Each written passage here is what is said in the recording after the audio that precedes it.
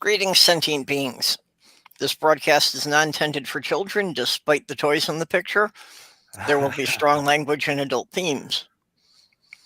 And honestly, I don't think anybody's built one of the 18 plus sets without swearing. No. I still have my Doctor Who set in the box because I found out it takes like 4 or 5 hours just to get the control room together. Well, isn't that the point to something like that? To take up your time and give you enjoyment at the same time? Yeah, actually, it was the worst toy review I have ever seen on Amazon. Somebody's review of one of the Lego sets said took too much time to assemble. It's like you have completely missed the point of this toy. The one I will say I do miss that Isaiah doesn't necessarily play with his Legos like he used to, because we would sit in the living room and just play for hours and hours. So I miss that aspect of it. I used to do that a lot when I had kids. I made a pyramid of Giza, and I got all the guys as worshipers. Let me see if I can find the picture. I miss those days. Watching the Cartoon Network. Yeah, but now he wants... Oh, sorry. You can still watch the Cartoon Network if you want to. Oh, I do. Now my son is too busy trolling people in live streams. And watching crazy people online. Which I can't say I don't participate in you know, I participate in the craziness of YouTube as well. So I'm not downing his habit. I just miss the little kid stuff. When you know, back when parents are cool. And they grow up and you're not so cool anymore.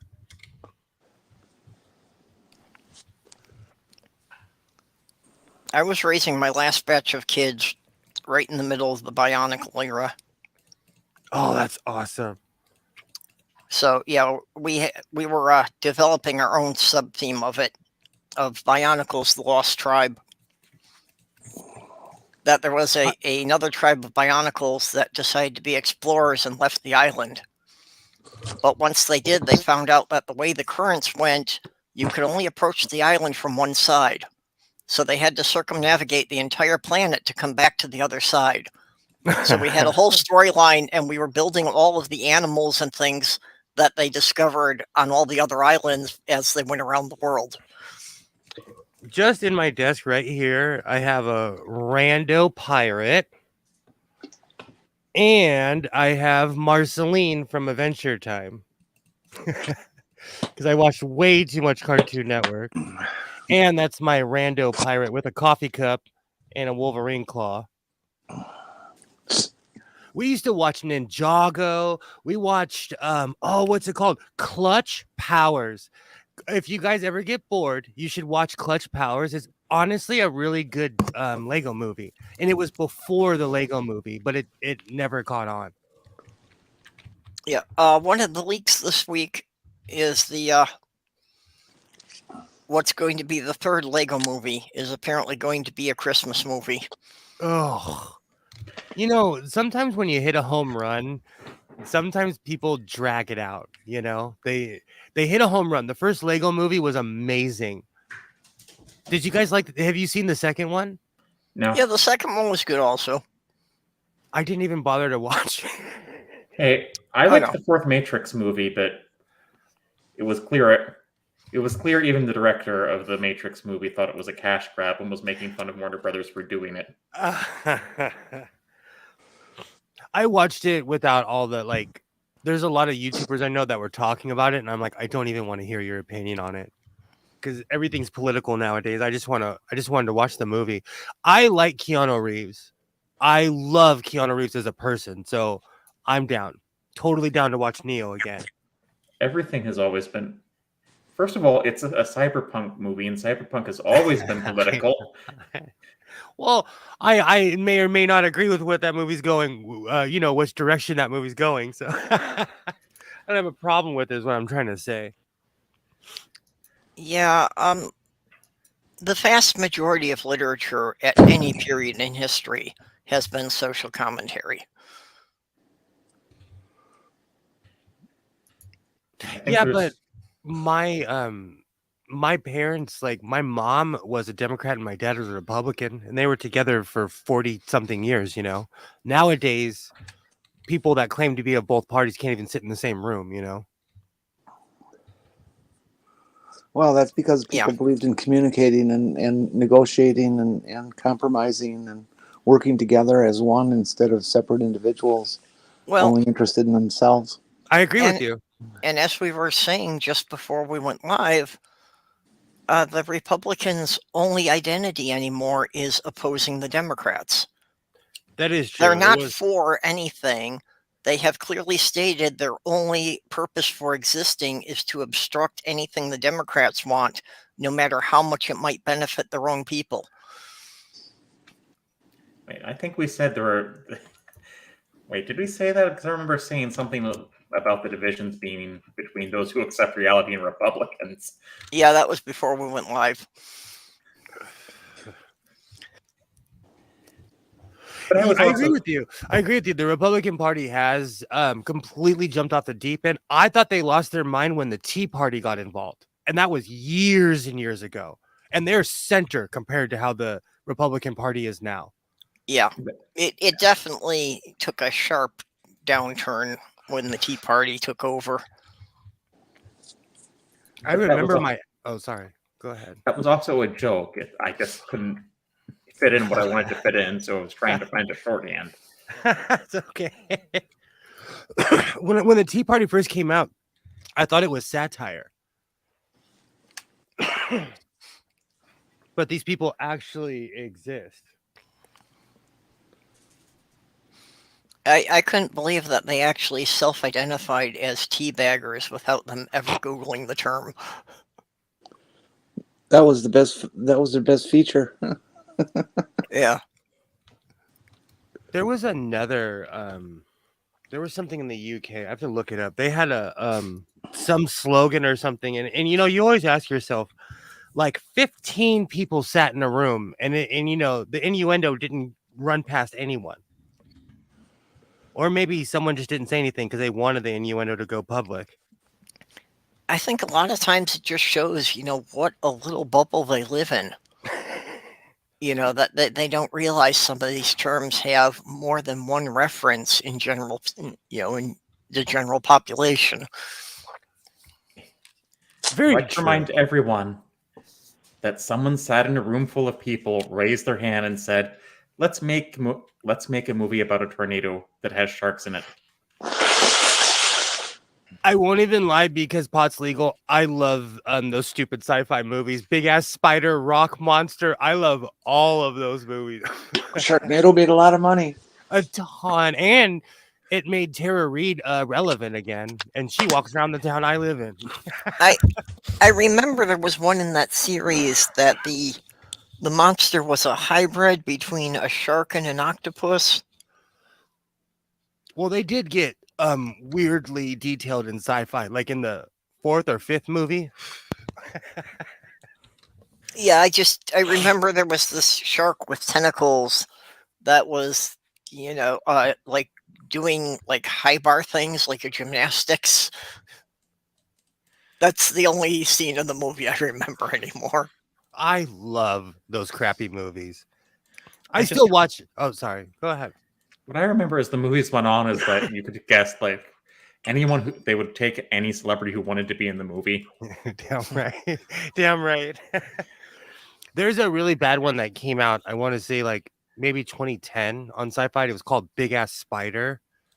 Just there were real actors in it, and even their reactions were terrible. Like it was all CGI.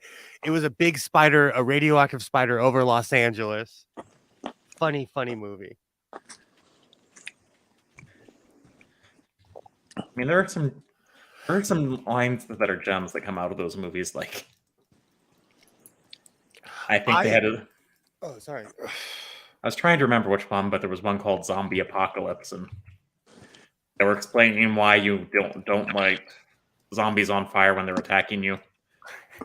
Any Robert Picardo movie from the 70s, 80s, or 90s, if he's like in a B movie, it's awesome. Bryan Cranston was in a bunch of B movies. the actor from V, I can't remember his name, the main actor. He was in this movie called Dead Space, and Bryan Cranston and Robert Picardo are in it. It's a just terrible sci-fi movie. Terrible. Makes you wish that Mystery Science Theater 3000 was still around. Yeah. Or that Netflix hadn't canceled it again. Exactly. I was about to say, didn't they bring it back? They canceled it again. Terrible. Terrible. I just don't think they could. What's that? I don't think they could get the commercial support they needed to do it. But they had a great cast this time around. They had like Felicia Day as the main villain. Oh, that's awesome. That's like Stargate. I want them to bring Stargate back, but it not be completely hokey. Like, have any of you guys seen Picard? Nope. No. I'm like, I've seen the first season. Did you like it? I thought it wasn't so much Star Trek as it was a commentary on the American political system.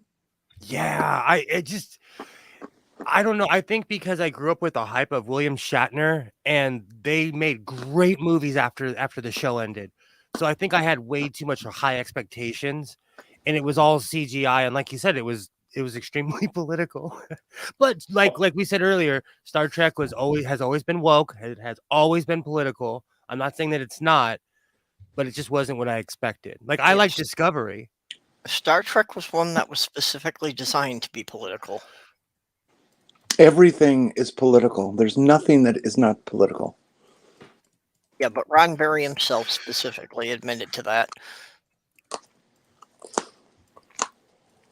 I absolutely, I think it's just I had too high expectations for Picard. Well, to be fair, the first Star Trek movie they made sucked. Mm-hmm. Are you talking about the one with V'ger? Yeah. Oh, that was awesome movie. When Spock did the mind meld on the machine probe planet thing. That was all.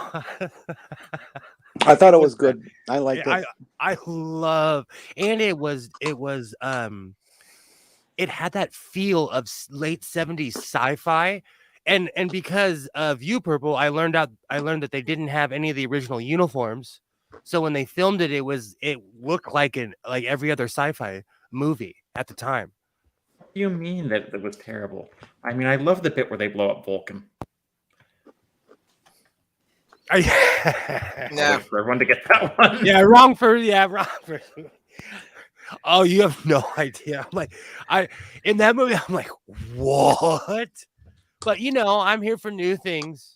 Even if you destroy the integral planets that that was kind of the thing with the Star Trek movies that featured some of the original cast, was that there were a couple of good ones, there were some really bad ones. The Wrath of Khan is an amazing movie. Yeah, that was my favorite, specifically because they managed to tie it back into the original series. Mm-hmm. And The Search for Spock is awesome. The Voyage Home, when they're in 1980s San Francisco, I'm a Star Trek stan. Yeah. So I'm not going to say anything negative. And I think Nemesis was okay, but it just seemed like a rehash of the There Are Four Lights episode. Yeah, it was a 2-hour version of it, and it mixed in that same episode when Troy was assaulted by those psychic family, and it was really the father and not the son. When she was like mentally assaulted. That's a polite way of putting it. Yeah, I think I remember that one. I got that from Jessie Gender. She's my professor of Star Trek. But that movie was awesome as well. You see a skinny Tom Hardy.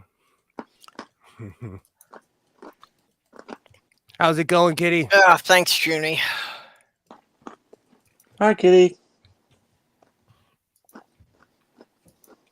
I don't know. I'm biased. I'm completely biased towards the Star Trek movies. I loved Generations.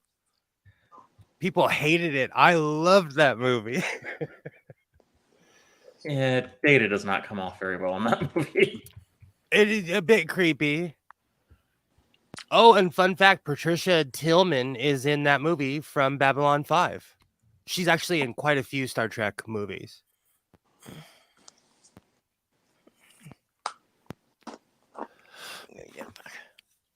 She actually lives near me. You know how closely every Star Trek actor lives to you? Because that would worry me. Well, actually, in a weird way, kind of, because they all kind of live in the same area.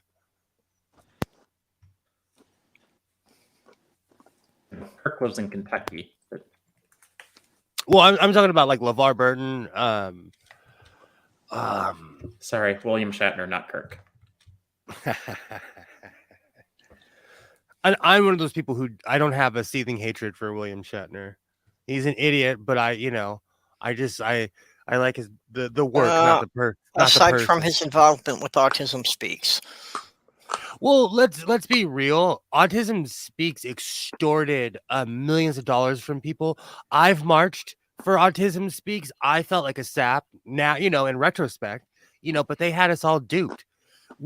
I went to the Rose Bowl in good old Pasadena, California, and there was like 100,000 people that marched for Autism Speaks. We didn't know it was a corrupt. Yeah, but Shatner's been told about it and has not said anything. If you ever want to see how corrupt they are, Google where their home office is and go up to their office and see how small their office is, because it's literally a pyramid scheme that just happened to make money. Yeah, also that the one person on the board who was autistic, they sacked.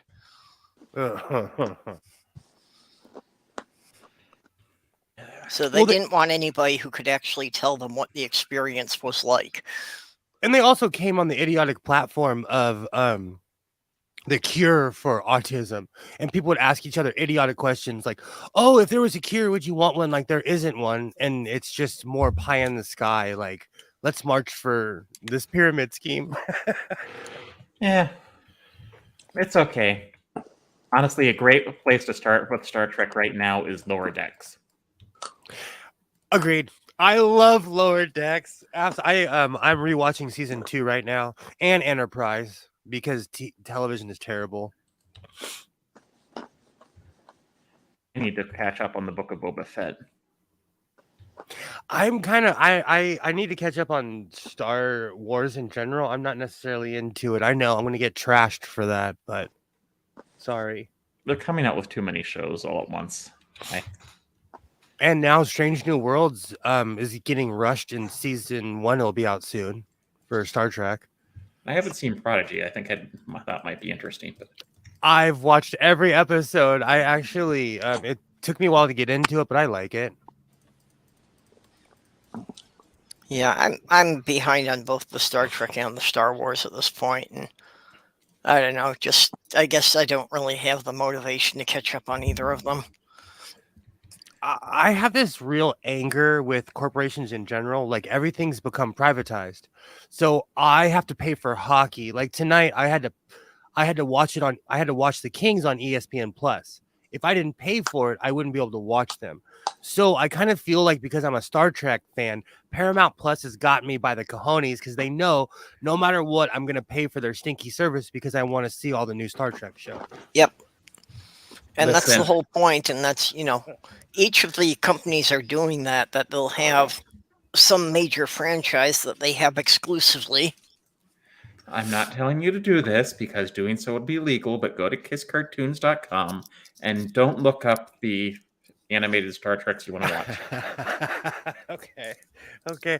I remember watching all those, back before we had cable. I'm just fed up with being charged for things that I like. Like, you used to be able to pay your cable bill and then you'd watch Star Trek. It wasn't that complicated, Yep. But now you have to pay for a streaming service, and I don't know if they've taken all of Star Trek off of Netflix, but it's pretty much gone. I think Deep Space Nine is still on there. And the Next Generation and the original series, I think. But it's all on Paramount Plus now. Yeah, and I think Netflix may only have it for as long as their current agreement runs. That Paramount probably is not going to renew it just because, like you say, they want to get people to go watch their service. Exactly. I don't know. And oh, go ahead. The original Star Trek is on a lot of streaming services. I think the rights are just cheap, so they're going to sell it to as many people as they can. True. I absolutely love Star Trek Enterprise, so I watch it over and over, and I'm watching it right now on Paramount. But it's just, they, like I said, they know Star Trek fans will pay money to watch Star Trek. Well, we'd had Netflix. We're kind of going on a rotation thing that, we just have a couple of streaming services at a time. So we canceled Netflix. We got Disney Plus now. Of course, since Disney Plus has all the Marvel licenses, I was looking around on there and I was surprised at how many different versions of the Avengers there were as animated cartoons. I mean, I knew there were several, but it's like, it looks like there was a new version every 2 years. They make one for every generation. That's like Peter Parker. How many Spider-Man cartoons have there been? Well, yeah, I knew Spider-Man. How many Spider-Man origin stories have there been? Exactly. It's like every time they get a new actor to play Spider-Man, they have to do the origin story again. It's like, come on. Actually, if you don't mind spending a little extra, you go for the Disney Plus bundle. I have that because... Oh, sorry. I do wish they would take ESPN Plus out. I don't like sports and don't want to pay for it. Right. I obsessively watch hockey, so it's like I can watch any game at any time. It's weird. I watch hockey. I pay for the hockey channel, so they show whatever game's on, but like at any time I can watch any team. Yeah. But I'm paying for hockey. See, hockey has been privatized as well. So I don't know. It's all ridiculous. Well, that's, we looked at the Disney Plus bundle and that's, we don't want to pay for sports. It's not something either of us would pay any attention to. I'm not going to pay for a service until I get a movie service where I can punch in that I want to watch from here to eternity. And then after that, I want to watch the newest Star Wars or whatever film. They've completely ignored everything that was made before 1980. Yeah. That's what Netflix was until, everything that was Doctor Who was on Netflix until one day BBC was like, hey, we can charge people to watch this. And so they took their entire catalog off of Netflix. Sorry, go ahead. Sorry. Too many people are trying to get on the streaming service and people just aren't going to pay everyone. Mm-hmm. So it's going to become oversaturated. Yeah, that's the problem. It's not worth paying $5 to $10 per channel. Exactly. If you get I pay a ridiculous amount. I have cable, I have Netflix, Hulu, Paramount Plus, all of it. It's ridiculous. I gave Isaiah a speech the other day. I'm like, you need to pick something because we're cutting one of these off because we can't watch them all at the same time. Apple Plus has a few good ones as well, like Foundation. Plus, for those of you who are interested, Jason Momoa is in one of their series called C. Called what? We're always interested in Jason Momoa. What series? It's called C. Oh yeah, okay, yeah, I've heard of that one. Oh. I'm gonna. Sorry, go ahead. Oh no, I was about to whine about how I think I pulled my coxis again, or it's very close. So if you see me on a cane, it's because I don't stretch. I know some of you won't even care what C is about. You'll just care that Jason Momoa is in it. It's kind of bummer that he's splitting with his wife. That kind of threw me for a loop considering they were like the most adorable couple. Yeah, but they're still really close friends. Yeah, and I mean they're gonna do the whole co-parenting, so I mean that's great, and sometimes you don't stay in love forever, and that's okay. True. They seem like really awesome people, but you never know what goes on behind the scenes, Well, not even that. It could just be that they fell out of love. Like, I'm sure they still love each other greatly, but loving someone and being in love with someone is not the same thing. Mm-hmm. Very true. Very true. I'm installing magnetic snaps right now. Awesome. These ones are kind of neat because they don't require any hardware really to do them. There's just, the male end and the female end. This is the male end and the washer that goes behind it. And you basically just cut little slits in the fabric, slide these little prongs through, then slip this over and then bend it outward to keep it in place. Awesome. My son's speech therapist, her daughter is turning 4 on Saturday, and she's very into Frozen. So I'm making her very own big girl backpack. Aww. But it's decked out in Frozen and unicorn because 4-year-olds love chaos. The outside is Frozen, and the inside lining will be unicorn. Hey, if she's into Frozen, she should come to Minnesota and she can live it. I'm into Frozen, but I could not live it. I would fucking I was die. out today. I did not check the temperature. Oh, I got up to just like almost 30. Alexa, what's the temperature right now? Yeah, but there was a nasty wind out there. It is 56 degrees here in beautiful Southern California. See, it was in the low 60s today, like 61, 62. However, it was overcast and there was a permanent mist in the air and a really strong wind. So it was kind of miserable. It's been really windy here. Really, we had flurries today. Well, for here it's January, so even getting close to 30 is like a heat wave. How's it going, Seraphim Hyde? Sarah, I really think I've been working out lately and pushing my body. I really think I pulled my ass bone again. I mean, maybe the muscle's near it, but you can't really pull a bone. Oh, it's the coxis. And last time it slipped, it aged me.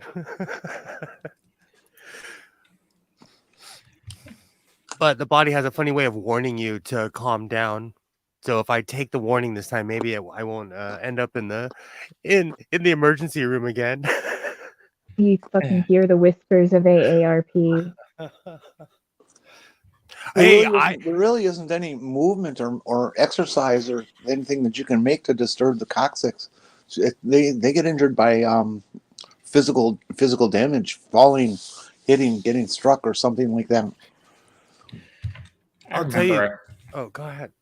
I remember a few years ago, I managed to break the hook of hamate after a moped accident. It's always a good thing when the doctor is impressed with how you injured yourself. I've done some pretty spectacular things in my life, so I earned it. Every scar, every pain in my body, and I'm okay. Oh. That was the same year. I think that was a couple months after I got the TFCC tear in my sleeve somehow. And I remember trying to explain that one to the doctors, and they like didn't believe me. They're like, "So how did you do this?" I'm like, "I don't know. I was asleep." Next question was, "How did you do this?" And I'm like, repeated myself, "I don't know. I was asleep." I read Sarah's comment wrong. I thought it said it's that wherever she is, it's negative 75. I was like, are you in Antarctica? But in the game she's playing. I have to be very careful with the seam ripper because, like, it's a little dangerous, but it's very pretty. I know purple. Great for cutting fabric, though. It looks like a fucking velociraptor cow. I would put a hole in my finger with one of those. I have yet to do it. I've poked myself with pins. I've cut myself with fabric shears, but I have not cut myself with this thing yet. Go fucking figure. I won't tell. Purple, she hates this story, but I almost took my finger off once, and I'll leave it at that. So I pay attention when I cut. Well, I hate that because I actually have taken 3 fingers off. Oh, So, don't need reminders. oh. Were they able to reattach them? No, because they weren't cut off so much as they were shredded. Ooh. So there were Yeah, no so that pieces would large be a enough to trigger. put back. Yeah, that would definitely make sense to be a trigger. Yes. I had a friend in the car business, which is a really great place to lose digits and things. It was really shocking. Peter was very experienced. He had like 40 years experience working on Volkswagens. And he made a mistake and got his finger caught in the fan belt. Ooh. And 2 of his 2 middle fingers, middle finger and ring finger, were the first digit was pulled off of each. Pulled off, not cut. Pulled off. It was pretty gruesome. Well, to be fair, Yeah, with my hobby and what I'm doing at the university right now, we lose digits all the time, but we can just add a 1 or 0, and it's got to be one of those things. It's like those old brads, that you would use for. Yeah, the big manila envelopes had. There we go. And then I'll put a piece of fusible fleece over the back of it so that it doesn't cut through the lining because, as the bag gets wear and tear, I mean, it's not sharp per se, but it is metal that can just abrade away from the fabric that it's sandwiched. So just a little scrap from when I was cutting out other things of a fusible fleece, and that should protect it. When I get the cam snap machine, they actually make ones that they're like rivets, but they're magnetic snaps, so you don't have that rough backing to them. So they're nice. You know what you could also do, Kitty, is you could take some nail polish and paint over the little pokey things. Well, that's the thing. Like, basically, they're smooth, if you put a couple but it's layers still over, metal. if you put a couple layers over the metal, it will essentially dull the edges, and then the edges aren't actually sharp. Of protective tape or something over, you're going to double or triple your length of service. Yeah, no, the edges aren't actually sharp. It's just the fact that it is a piece of metal that even if you take a spoon and just rub a spoon up against fabric, eventually you'll wear away at the fibers. Yep. And Native Atheist, I love you, and we should make kufi hats. Tell me your head size, and I'll make you a kufi. Pick a color.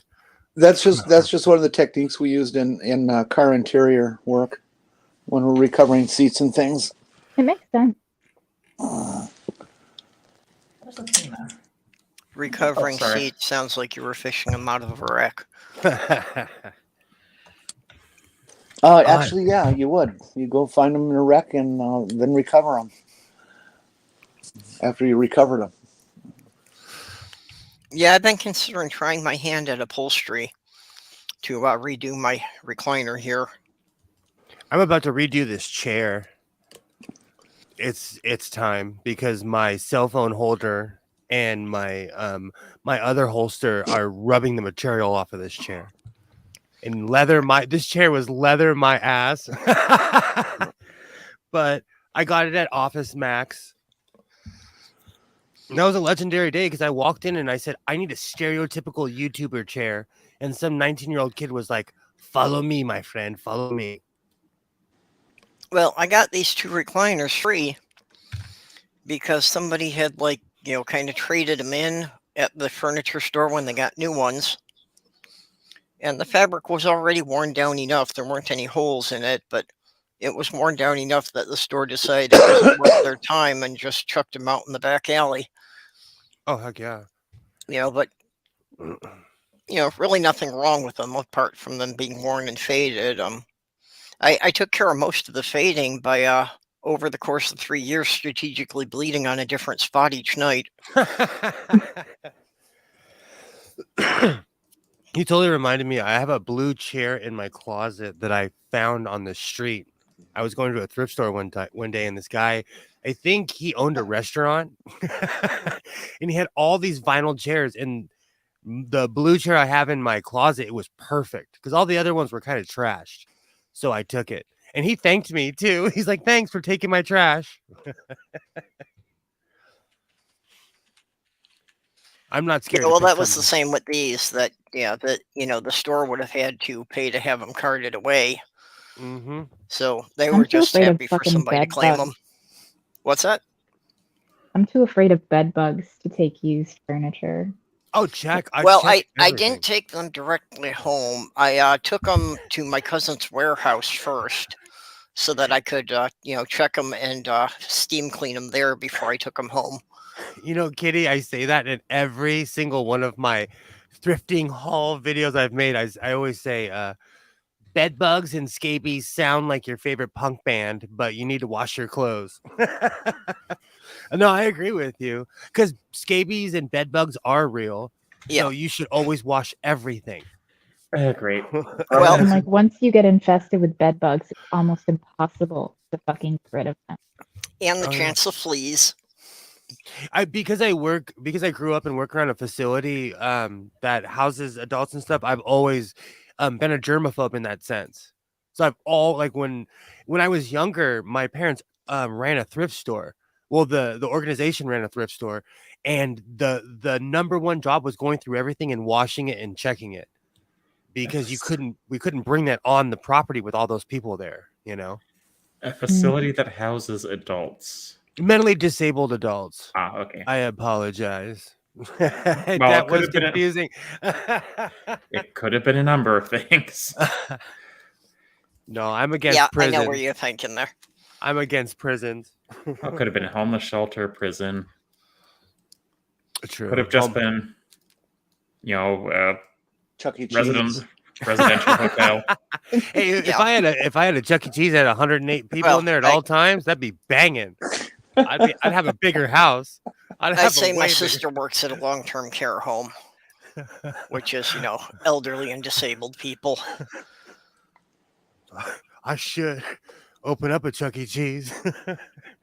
Oh, well, there she is on TV right now. Is Sarah Palin at a party after she was diagnosed with COVID?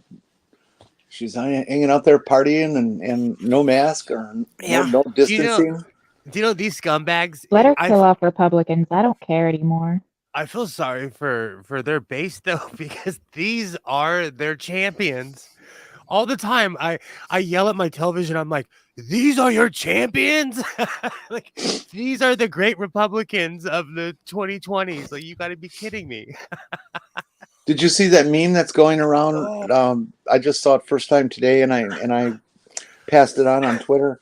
It's a poster of, I don't know, I didn't count how many, but there's probably at least 30, 40, 50 people on there, all who have died from COVID, who all were anti-vax leaders of the movement. Was Herman Cain on there?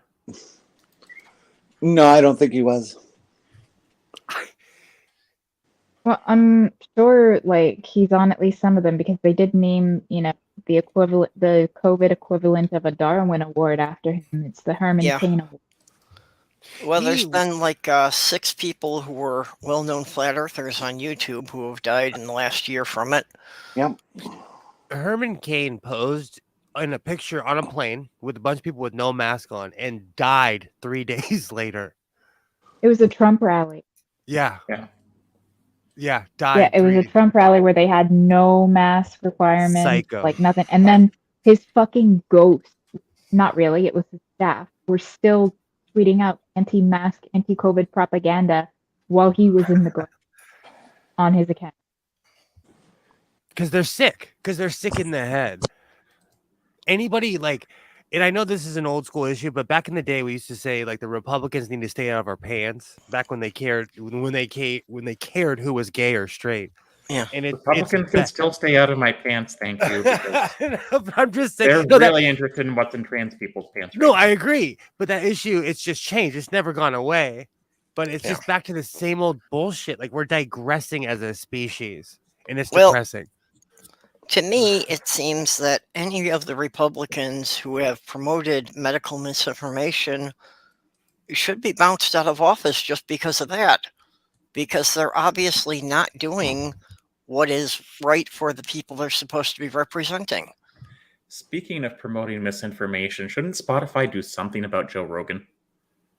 So what's the controversy? I don't pay attention to Joe Rogan whatsoever. Neil Young was upset with how much misinformation that Joe Rogan was spitting out, and the fact that Spotify was promoting Joe Rogan podcasts. And so Neil Young said, you get rid of him or I pull my whole library. And Spotify said goodbye and took his library off the air. And now apparently I hear that Spotify is getting a whole lot of people who are canceling their membership to Spotify. I don't know. This has all been within 24 hours, so I haven't heard any legitimate numbers or anything about it, but it's supposedly happening. Spotify wasn't going to do anything. I mean, Joe Rogan has the #1 podcast in the world, and they gave him $100 million to get him in an exclusive contract. So, losing Neil Young's 6 million, monthly listeners or whatever is nothing compared to Joe Rogan's numbers. But if other artists like Taylor Swift or Billie Eilish, all these like really big stars, if they start pulling their catalogs too, then Spotify is going to be like, well, sorry, Joe. They're just going to do a bottom line. What is going to cost them the most amount of money? Well, but they also have social responsibility, I think, that they're ignoring. I mean, they can say, we don't produce Joe Rogan's content, which is true, but there are plenty of other websites that are big tech names that have pulled content just in the name of stopping the spread of misinformation, like YouTube, Twitter, Facebook. Yeah. Oh, big time. I stopped paying attention to Joe Rogan a long time ago. He's toxic and a meathead. And so that's a big turnoff for me in the first place. So I quit paying attention to him even before he got the podcast and everything. Because UFC got famous and he rose with that, I thought it was the Fear Factor guy. He was a fighter before he was a host on Fear Factor. He got the Fear Factor gig after becoming, a recognized name as a fighter. And Joe, well, he was on Taxi. And Joe. Athena, please get away from the cable. Talking about Joe Rogan? Yeah. Was he on News Radio? No, he was on News Radio. Yeah, he was. I think he was also on Taxi. I could be wrong. My memory could be faulty, but I'm pretty sure he was on Taxi. I don't know if he was old enough to be on Taxi. Yeah, I don't think he's that. He's not. Alexa, Ox, if you're out there, look it up. How old is Joe Rogan? Ox just came in. Ox, you got a mission here. Joe Rogan's 54 now. So that would have. Yeah, I don't think he was old enough to be on Taxi. That would have put him born in the 70s. Well, there was some or 60s guy who had, they played the character as a part-time boxer also, and that's why I thought it was him. Yeah. Well, let's look it up. Sarah's got a point here that, even when celebrities pull from stuff like that, the people who follow the conspiracies just think that that's proving their point. That's true. That validates them. Yeah, because they have to contort themselves to fit they have to contort that to fit their bullshit ideals. He was born in 1967. Yeah. He was on News Radio. Yeah. Zookeeper. Because I remember I was obsessed with News Radio. I loved that show. Phil Hartman was great. Oh, great. That was just a great show. I absolutely loved that show. That was so shocking when he was murdered. God. By his wife. Absolutely. And it's kind of unrelated, but John Ritter was shocking to me as well. Yeah. Looks like he's not. Looks like he wasn't in Taxi. Pardon? Looks like he wasn't in Taxi. Oh, now I'm stumped and I want to know who the guy was that was on Taxi. See, I didn't watch Fear Factory either. I disappeared in 1998, and so I missed a bunch of eras, and I was like off the grid for 10 years throughout my entire 20s. I've So just never had any interest in reality TV. Even from the very beginning, I knew it wasn't real. You know, obviously they were trying to play everything up for as much drama as possible. I have a good friend who was on a MTV show, and he told me when we were young, like, nah, bro, this is all like, he was on a dating show. The producers got him drunk and told him to say all these provocative things because they wanted, you know, good TV. All I'm going to say is I've been to Jersey Shore, Pennsylvania, and it looks nothing like what they show.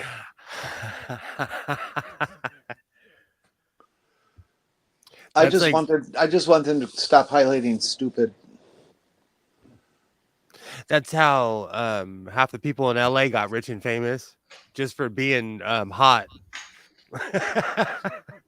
Yeah. Yeah, unfortunately, you know, we now have like a whole subgenre of celebrities for that. Ones that have no talent at all. And you They're know just famous for being famous. The funny thing is, I'm telling you, I met Paul McCartney. He was one of the most humble, polite, well-spoken human beings I've ever met in my life.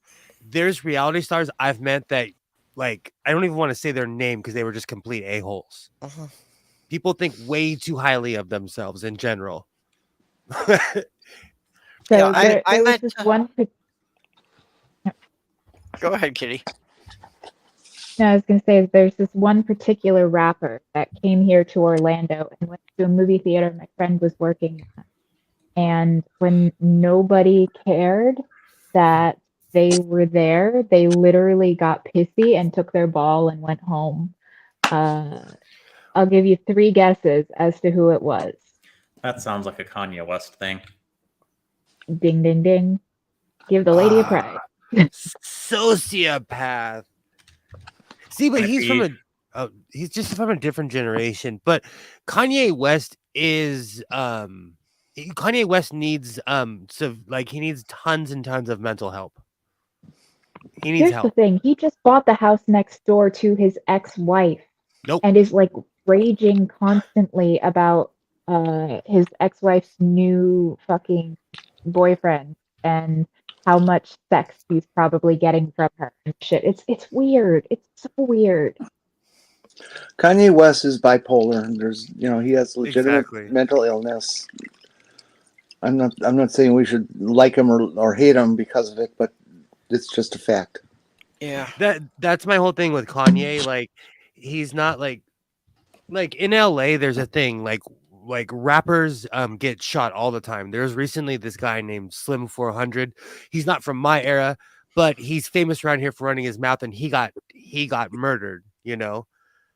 Kanye West actually has talent, but he has a real problem. You know, he's not like these guys who are just crazy. Like Kanye West has a legitimate real problem. Yeah, bipolar. When it comes down to it, though, mental illness, like bipolar disorder, mental illness, it doesn't give you like carte blanche, doesn't give you an excuse to be awful and to engage in like stalking behavior or gross, toxic, possessive behavior. Like, don't get me wrong, I have a lot of sympathy for the guy. He has untreated mental illness. He's in the spotlight, so any breakdown that he has literally gets plastered on the news and then it gets memed, and that cannot be good for anyone's mental health, let alone someone with untreated mental illness. However, again, he's not treating his mental illness, even though, he knows he has it, and that's a choice. If you know you have a mental illness that requires medication to treat it, and you refuse to take the medication, I'm sorry, like that does wear a little bit on my sympathy for you. I will still have sympathy for you as a human being that is struggling, but you are making an active choice to make your life and the lives of people around you worse, Ooh, sorry. I just hope he gets the help that he desperately needs. I think there's something, it's just, I remember a few years ago when my thyroid started to go bad, and if you've ever had a thyroid problem, until things get out of control, until you can get things back in control, it can really mess with your emotions and your behavior. His having bipolar disorder explains his behavior. It does not excuse it. Exactly. Yes. Exactly my.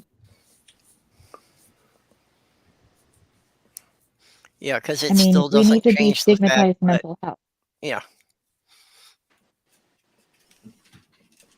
Yeah. And sadly, people like Kanye do more harm than good because, you know, they kind of live up to some of the stereotypes of people with bipolar or other mental illnesses, mental health issues, because he refuses treatment. Now, a person who is bipolar but is properly medicated is not that different from somebody that doesn't suffer from that. They're still going to have ups and downs, but it's not going to be the wild, you know, roller coaster that is Kanye. Like, I mean, I'm not saying that, you know, medication takes away all the struggle, but it allows you to live a relatively normal, healthy, productive Well, life. in defense of everybody who has bipolar and takes medication, the medication does horrible things to you other than treat your bipolar.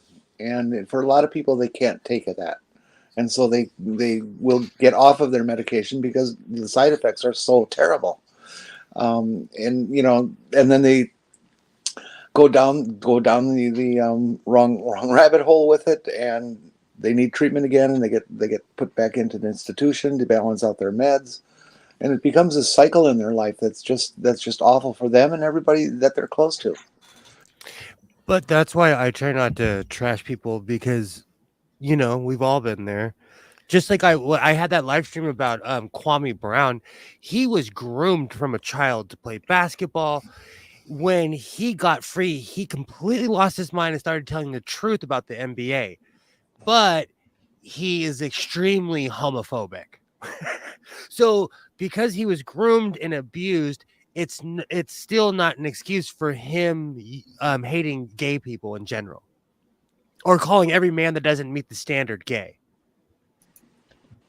Yeah. And I So mean, I honestly, I gotta say, just even if, you know, even if he was raised in a homophobic household or a homophobic culture, I mean, it doesn't change the fact that it's still a choice to remain ignorant and bigoted. When you're young, you might say stupid things because you don't really know, but I feel like it's your responsibility as you get older to, you know, broaden your horizons and kind of check the biases that, you know, you Oh, were absolutely. ingrained with from a young age.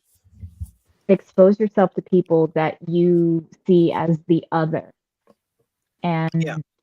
so if you were raised in a fundamentalist Christian homophobic house, then go fucking to LA Pride. Like, you know, and or maybe not, you know. No, but LA Pride is family friendly compared to San Francisco Pride. So LA Pride is family friendly. Like San Francisco Pride is a once in a lifetime, go have fun kind of thing. Yeah, Mark, I'm not sure if I'm understanding your comment here, so maybe you want to elaborate on that a bit. Well, it does take a different mentality to be famous. Maybe people have different work ethics and stuff. Like I'll tell you, somebody who hates atheists, Steve Harvey, he's famous for being an a-hole. Oh, and George Lopez in LA, he's famous for being a total a-hole, you know. Well, and on the point of the medication and that, you know, I can empathize with people who have any type of mental issues they're dealing with, and you know, the personal debate of whether or not to take medication, and you know, is taking this medication going to change my personality? Is it going to somehow change who I am? You know, I've had that discussion with a number of friends. I That honestly, you also think that it's kind of annoying that you have to rely on a medication every single day to be a normal human being. That's the part about medication that I hate. but I do with my asthma medication, I have to take it every day or I wouldn't be here. And it's definitely, Yeah. I wouldn't be the same if I wasn't on my asthma. I always wonder what I would be like if I wasn't on my asthma medication. But you're not worried about it changing your personality or changing the way you analyze things. Yeah, but I've been on uppers since I was like 9 or 10 years old. Yeah. You know, so that can't be good for the heart No. or your personality, you know. And I've had that discussion with several people because these are the people who realize that when they're in the middle of it, you know, the very fact that they need the medication may be impairing their ability to decide whether or not they need the medication. You know, these are the people that have that level of self-awareness. But there, like I said, there are also physical conditions that can have mental components, like thyroid conditions, because the thyroid affects everything in the body. If you have too much or too little hormone, it's like if you have like hypothyroidism, you're going to need to take the replacement hormone for the rest of your life. Mm-hmm. But if you don't take it, one, it will change things, and two, if you don't take it for long enough, you will eventually go into a coma and most likely die. I mean, it's very rare because it's so easily treatable now, but yeah, and with any kind of medication, there is that, you know, that balance to some degree, because anything has the potential of side effects. Hey, you guys, I gotta go. I am just having this splitting, pounding headache. Okay. Well, you feel better. Bye, sweetheart. Just Yeah, will not settle you down. I'm get gonna be yourself heading out some here in good a minute, rest and hope too. you're better tomorrow. Yeah, thanks. Take care, you guys. Bye. Take care. Sweet dreams. They're made of these. Who am I to disagree? Okay, so this fucking love.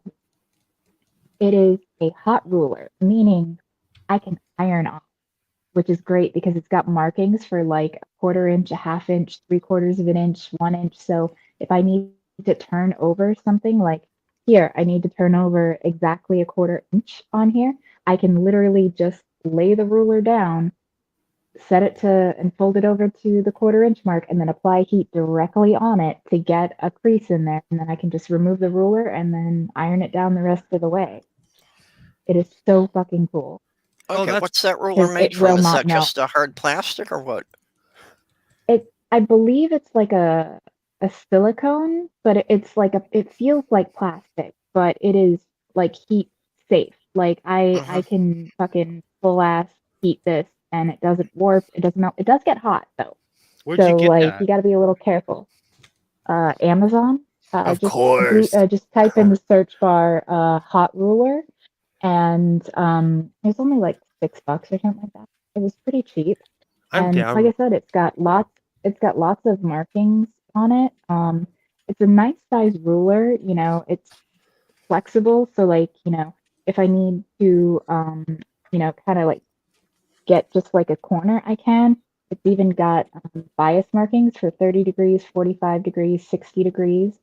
And like I said, it's got the 1/4 inch, half inch, 3/4, and then 1 inch and 2 inches, you know, but these ones are the ones I use the most, 1/4, half, 3/4, and then the 1 inch. But it's also got the little tick marks next to it so you can do your eighths as well. So like it doesn't have it labeled, but there's the 1/8 mark and the 1/4, 3/8, half, 5/8, 3/4, and so on. And like I said, it's a hot ironing ruler, and I can just set my iron on it and be good to go. And I fucking love that because turning over edges is so annoying. Like trying to turn and press and get them measured just right, and it's like you can't get your ruler too close or it'll melt, and that's never any fun. Yeah, well, I've always had that problem with, you know, making sure that you got it turned an even amount in and making sure you got it in a straight line.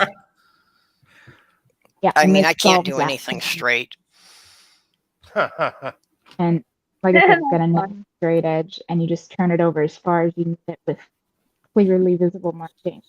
It doesn't show up as well on camera, but like in person, you can see the mark. Oh yeah, I can see it, and, you know, and I know the type of thing. I'm just not sure which particular material that was. all right.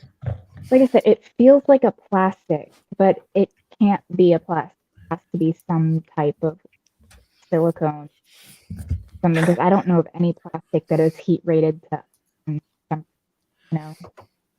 Sadly, I must be in class tomorrow morning, so I should probably get to sleep. All right. Until then, be excellent to each other, and so long, and thanks for all the fish. Later good on. night. I log on and just all your people leave. I'm sorry, Purple. No. No, Well, I I just have a doctor's appointment in the morning. See, everyone's leaving. Well, I well, want to get this taken care of first. I still need to shower before bed. yeah. Yes. Oh, sorry, I'm go taking ahead. college classes again, so yeah, I was at the clinic today for them to, draw blood to do my labs. And I finally got my booster shot for the COVID. Awesome. I had been scheduled to get You'll it probably in feel better. December, but I missed it because I had COVID. And yes, Ox, it's my red flannel. I'm doing justice to my Charlie Sheen Major League obsession. So I like and Angels in the outfield more than Major League. I'll finish it I'm being honest. eventually. You know what? I want to tell you the honest truth. Let's talk about projects.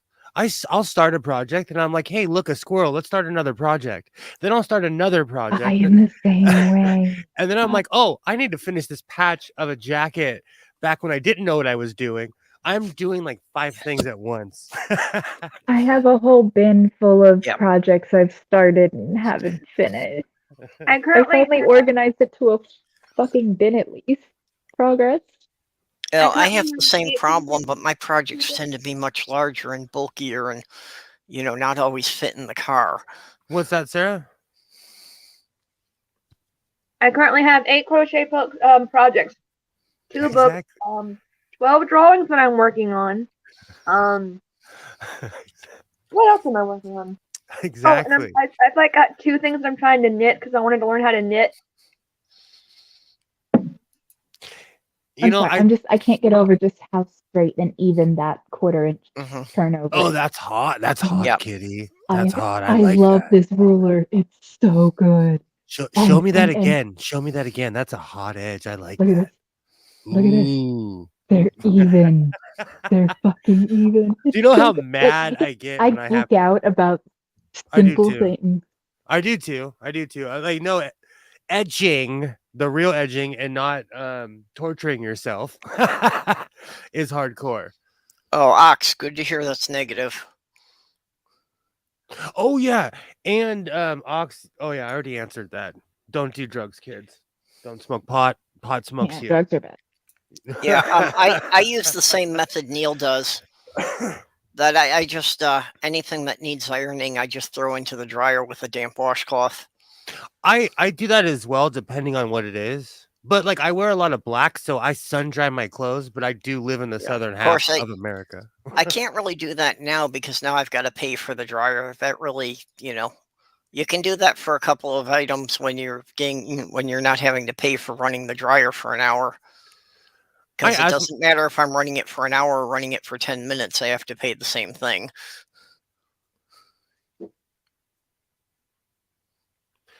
Ox weed made me COVID free. If that's Dude, true, have then you seen what some people are doing to get out of to fucking cure their COVID? Like eating cow shit. and I'm not even kidding. And my friend I was telling you about, Kitty, she was telling me like, oh, if you take this pot oil and this, and I was like, we've already had to talk about essential oils. None of that SHIT works at all. Mm-hmm.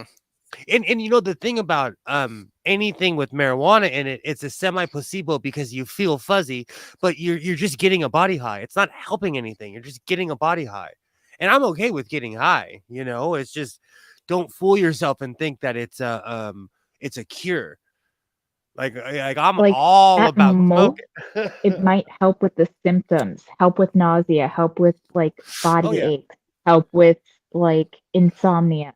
Like it's not going to cure any illness, but it will at least help you feel better. It's really no different than taking Tylenol for a headache. You know what? With Okay, my ox mom, urine. I did hear there's a trend for horse urine. that's So I assume effing that good. ox urine would be even stronger. Guys, if you're drinking urine, rethink your life. If you come to a point where you're like, hey, let's drink urine, and it's not an Armageddon scenario, rethink your life. I've seen a couple of people responding to a YouTube video of a guy who's not only drinking urine, but using it in a nebulizer. So he's inhaling it. Yeah, he's inhaling it as a vapor. Do you know the There's also smell people that and inject it and put it in their eyes and use it for the like instead of a neti pot, they do like instead of water, they do urine. why? Yeah. Why? Yeah, why do people not get the basic concept that urine is the stuff your body was trying to get rid of? Because there's the thing about the fact that urine is supposedly sterile. So they're like, well, it's sterile, that means it's the safest thing in the world. But they don't understand the fact that the moment it leaves the place where the urine is made, it's no longer sterile. That's just how can people not get that though? That or what's that stuff that makes your skin blue? Colloidal yeah, silver. the silver. Oh, Yeah, something silver. colloidal silver. My friend was trying to like she was easing it into a conversation, and I flat out was like, "You're not talking about that colloidal silver stuff, are you?" And she was like, "Maybe." People, I answer this is fine. If you want to blow a Smurf, go blow a Smurf. But I'm not going to blow a Smurf. It's not my thing. I'm just not down for taking untested drugs. I'm too old for all that. But those are the best kind, apparently. You know what? Back in my day, we would like take acid and mushrooms. Yeah, well, I just want that mushroom that apparently makes women orgasm from smelling it. I need some of those for science. Clitoral silver. That's my stripper. That's my next stripper name. I've been working out. That should be a Clitoral drag stripper name. That would be a drag name. Next on stage, clitoral silver. And remember, it's going to be alien themed, and you have to do blue skin. That's been done because of Avatar. That's been done. Okay, I'm sure there's a lot of that being done. Mark, it's well tested, but do any of the tests show it is useful for anything? I think it's well tested for what it's supposed to be used for, and then people are like, well, it's tested. Like, but it's tested for something not what you're using it for. You know, I when I was a kid, I thought by now I would actually have a real hoverboard. I would be flying in my DeLorean and it would be a classic car. But we're telling people not to drink piss and bleach. This is the future. And telling them the world that the earth is not flat. Oh, that still bothers. I said this before we went live. Like, it bothers me that we still have to tell people this. It really bothers me. Like, we flat earth meme now. If you listen to things about the people who have been, sentenced in the January 6th insurrection, it's like, yeah, every one of them, it started with some harmless conspiracy, and just over time they added more and more conspiracies onto the stack until they're trying to overthrow the U.S. government. Yikes. That's also how you get someone to be your accessory to murder too. You start off like really, really small, and then you add stupid shit, and then eventually you're going to someone's house, murdering everybody and pillaging. Yeah, it's called grooming. They were all groomed. Yeah, exactly. I don't feel sorry for them though. Again, that's also how cults get people in too, though. Like, well, not all cults, but some of them. Like, they'll start off like with like really harmless stuff, like love bombing and we're your people, we love you. Totally. Here, eat this toe, drink the urine, stuff like that. Yeah, and then they're like, "Hey, drink the Kool-Aid." We just it's slavery, thank you. Yeah. I watched this really weird Jonestown documentary recently. It was I live on YouTube, so I find the weirdest stuff. And it was You need to care. Oh, what's his name was in it? LeVar Burton was in it, and a bunch of actors from the early 80s, and Jonestown was lit. It just shocks me how he convinced a bunch of black people to give their money away and move to the middle of Guyana. Well, part of it was he treated them, like human beings, and he was an egalitarian, equal opportunity fucking mass murder. but he treated, like, there were a lot of churches that, you know, were segregated still, and that did not allow, you know, mixing, where, you know, the mixing of the races. But No, I he agree. had no problem with that, you know. Yeah, that's what I'm And saying. like, Like Squirrel's like really nice and doing nice stuff. Like at the beginning, Jonestown actually was pretty awesome and was, as you mentioned, pretty lit. Isn't that what the cool kids say? It's lit, lit AF. I'm shocked they brought it back. We said it in my day. I'm just shocked that it's popular again, and it's been like 25 years, and it's back again. So I'm using it. But I'm over you 40 know, and it's I gonna wear become pads. unpopular. Like, I don't. need to learn what yeet means. I only learned the word what yeet means because of the whole Sharon's pie thing. I'm like, oh, that's what it means. Okay. So my 7-year-old son, he loves watching like Mr. Beast and like a few other channels on YouTube. And there was one thing where they were talking about, I think, putting 100 million Orbeez in a swimming pool or something. I And saw in that. it, one of the guys said, if you yeet one thing that has been yoded, the yeet gods will help you. And for the longest time, my son would just randomly bust that out. He says, if you yeet what has been yoded, the yeet gods will help you. And I just would fucking crack up every goddamn I time. mean, it makes more sense than the Bible does. Yeah. But you have proof for yeet. You do. You can You just- have proof. Like you can see that the pie has been yeeted into the sun. It's that poor pie. Right. I- If there is any term that you absolutely are sick and don't want to hear again, just get a bunch of middle-aged men to start using it, and it will kill it. Yep. The White Southern Baptist Church Choir. I still love Black Versus Baptist pockets. Apparently, Church if Choir. men start wearing women's clothing and like they start demanding pockets, I am convinced that they will start putting pockets in women's clothing. So middle-aged men wear dresses, demand pockets. What Yep. size you need? Honestly, like, I'll make you pockets right now. What All the size? I I can got think men's pockets. pockets not a very good job of it because I have like the attention span of a goldfish on crack, but Okay, can- so do I. But I'll tell you what I do, Sarah. I practice. Like I have a thing. I don't like to show it off, but like I'll do zippers and pockets and corners because there's certain details that I get sloppy on. Like I made a denim vest from scratch out of pants, but I got sloppy on the details. You know, because I started getting ADD towards the end of it. I'm like, oh, this is yeah, taking like too I long. switch hobbies a lot. The only ones that are really stuck have been the writing, the crocheting, and art. I've tried sewing. I've tried knitting. What else have I tried? I tried gardening.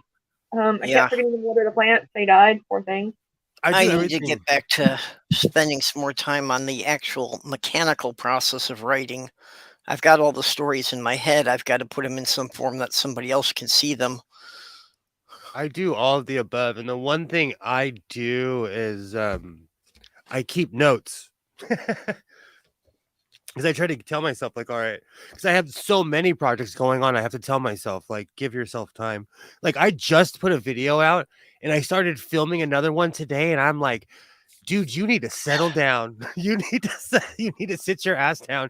You literally just released a video like 13 hours ago. Well, like today, I went to get Sloth Girl's son, so driving there and back is 3 hours in the car. So my brain's like, okay, you're not doing anything right now, so yeah, let's go over the scenes from the story. Exactly. I mean, really, I don't feel I'm actually writing the stories for a large part. It's like if I'm bored, the characters start narrating things to me, and I'm supposed to copy them down. A lot of writers have that. I have notes from mine because I forget who characters are. And apparently my notes are like really dumb. Yeah. That's what I'm Well, supposed to be making on. that's why, like, when I was doing the landscaping, it was every day. It was being out there 8 or 10 hours a day, and it was physically hard work, but it was completely mindless. Once I, knew the layout of each property, it was just walking a pattern on each property. I always say that, like, when I got my foreman certification, I miss being outside. I miss being on top of a roof. I miss being out in the field, because now I just sit in the office and yell at people. I hated that job for all sorts of reasons, but it was the only income I could find when I was in Michigan. I hate my job too. I miss being outside. I was not made for office job, but I'm addicted to money. Well, I realized that my actual job was to go in and devastate micro ecosystems on a regular basis. Well, they deserved it. Those micro ecosystems were just horrible, horrible ecosystems. They deserved it. Not all of them. I know. When it came to like running over hundreds of toads with a lawnmower, that was difficult, and the time that cutting down by Lakeshore, that I could see the dragonflies were perched all over the place molting, and it's like, if we could have waited, and if we could have come back to that the next day, or even like a couple hours later to let them all finish. Makes sense. Ox You put I just feel like we wiped out a generation of dragonflies for what? no, I know what you're saying. Here we've destroyed this valley that I live in just to put in $1 million homes for yuppies to move in and wave Trump flags. And that's what this all was. It was lakefront homes that people only used for a couple of weekends a year. Yeah. Oh yeah, there's a That's lot like of even worse. All right, well, I have to head out. I gotta hop in the shower and get to bed because I have to get up really early for a doctor's appointment. Do not hop But, in the shower. The floor is very slippery. I mean, it's only slippery after the shower, and I have a little mat. So Me I should be too. I was okay. about to say. Yeah, no, I'm fucking disabled. Like, I haven't broke down and put like the bars in the shower because I can't bring myself to do it yet. But like the non-slip mat, yeah, I got those. So have a good night. Good night. See you later. What Ox was saying about being a carny, though, I can't imagine what it was to be a carny, but I was what they called habitually homeless. I traveled around for 10 years by myself, and like I was a feral human, and I kind of miss that sometimes. I miss those days because it was like real unadulterated freedom. I was like literally off the grid. And I'd show up, get a job, work in a town, move on. I was like the A team. The doctor. When I was in high school, I kind of dreamed about that sort of life, about just like, having a camper and being on the road constantly. It sounds sexy. Never but happened that way. I was homeless. Like I traveled around. I even went overseas because I had a passport. But let's be real. I didn't have a roof over my head the entire time. So I was homeless, I try not to make it sound too sexy, because I had a great time, but there was a lot of downtime too. I journaled for 10 straight years.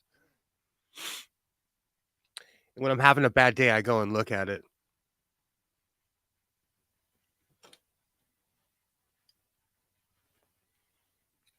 My therapist wants me to journal, but I keep forgetting to do it. You know what? When you fall in a habit, it'll become something that you love to do because like I became honest with myself and I started telling jokes and like I look back at my journal and I see a person in pain, but also like I was, it's good to see how far you've come, Journals are awesome. I'm sure they My are. first novel as a teenager was actually where I was journaling, but disguising it as a fantasy novel.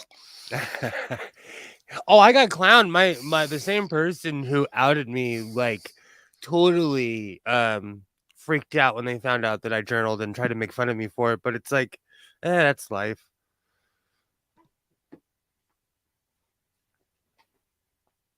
I like to look back because there's certain things where I'll tell myself like, oh, this and this happened, and I can actually go back and look to see what my real commentary was about it on that day.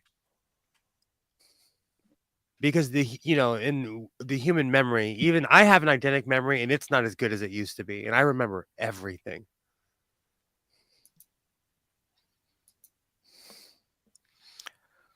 Well, that's why I say I've got a near total block on my life between ages 5 and 14. And that's because at 14 is when I started writing things down. Maybe I that's don't why remember anything from my childhood at all. I wish I didn't. I remember everything. That's why when people are like, "Oh, would you go back and change everything?" To me, that would be the definition of hell, to go back and remember everything. I've had therapists offer to help me try and retrieve those memories. And one thing, I'm suspicious of the process because, I know about false memories, and I've experienced false memories because when I've tried to put things into a proper sequence in that, I've run into realizing that I remember people being there that couldn't have been there at the time. Mm. So yeah, the memories I do have, can't trust that to always be accurate. True. The other part of it is, considering the things I do remember, there's probably a really good reason for the things I don't.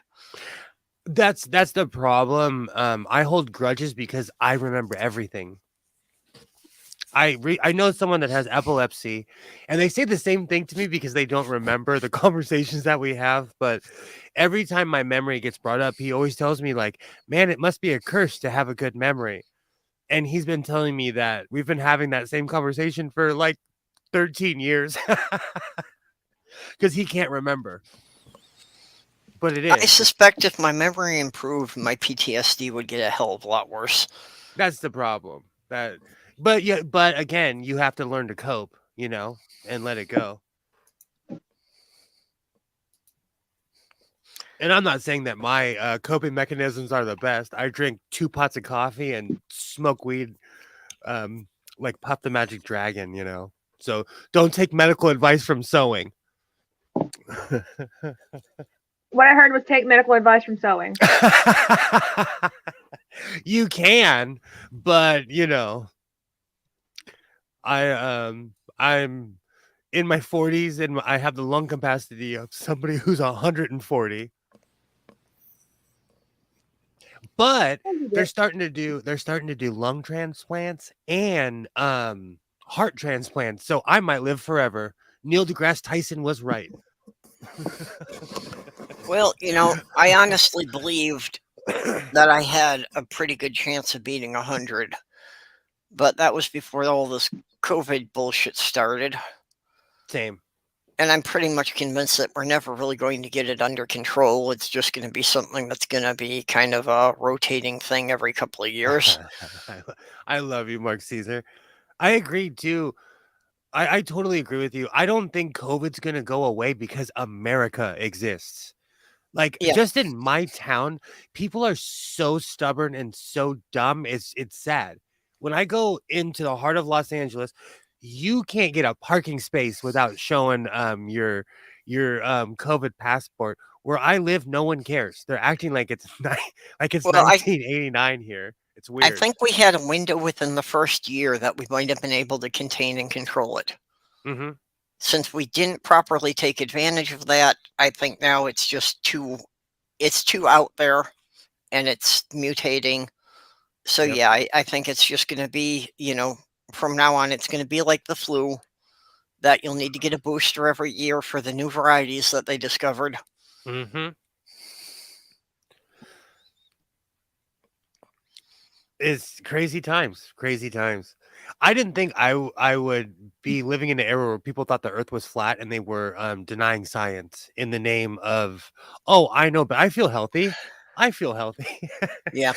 That's right up there with, like, I feel healthy is now the new hold my beer. I feel healthy is also on the lines of the people who are like, well, it's cold outside, so there's not global warming. Oh, yes, Yeah. I agree. I agree totally. See, that's another crappy now- argument. Yeah, like right now my Facebook feed is just full of that. They're like, well, it's cold, are you happy there's no global warming? I'm like, that's not what it means at all. Yeah, that's why I gave up on Facebook, is I just found out how many of my friends and relatives were just complete idiots and not worth trying to talk to. I kind of like the chaos though, but yeah, it's just the people around me are just. Well, if it wasn't life-threatening, I actually enjoy most of what came with COVID. I kind of I agree like with the Sarah. idea of everybody staying home and only going out once a week for supplies and wearing masks and staying 6 feet away from me at all times.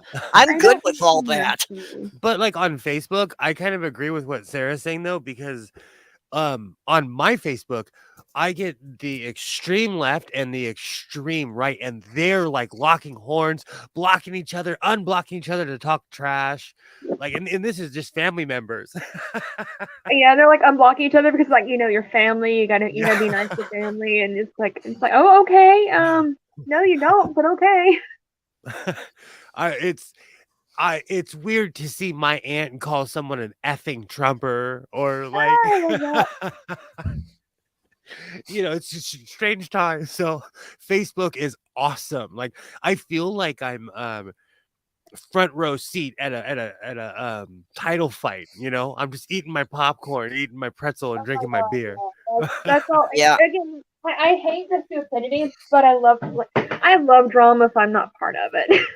Oh, of course. That in So whenever you guys Spanish. are talking about like there's drama in the atheist community, I'm like, what drama? I don't know of any drama. You should tell me all about the drama. But everyone's like, we don't want to talk about it. I'm like, but I do. Tell me. Same. I look up people I've never heard of. I don't have the energy for it. In Spanish, it's called chisme, where it's like it's the same thing as gossip, but it's like whose chisme do you have today? Oh, that sounds amazing. I love that.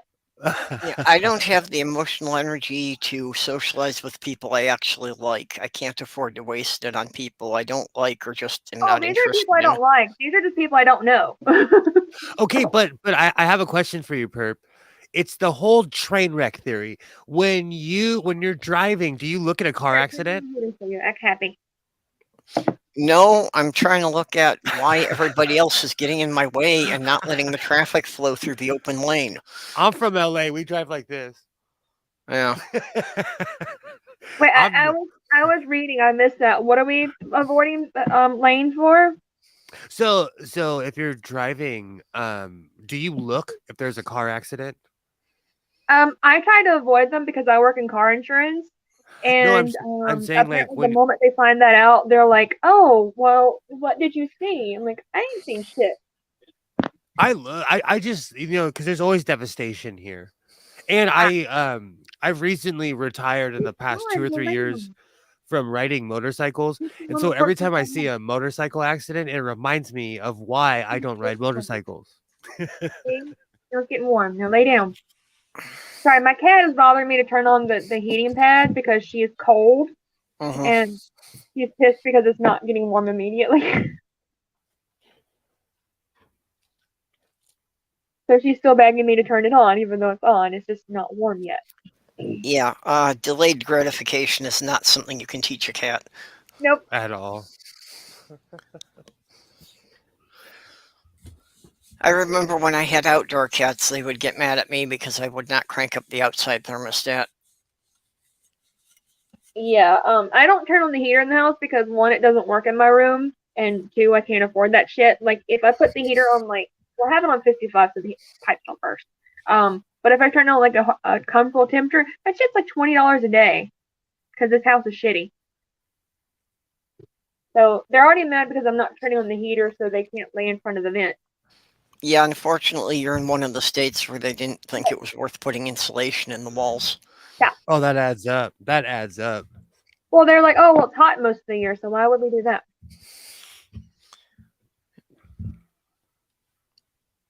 Yeah, well, basically, it's a way they save on building cost. They don't bother to insulate because they figure, it's not really going to matter. Well, one of the reasons I brought now they realize that that's a mistake because if people are running the air conditioners, insulation matters for that too.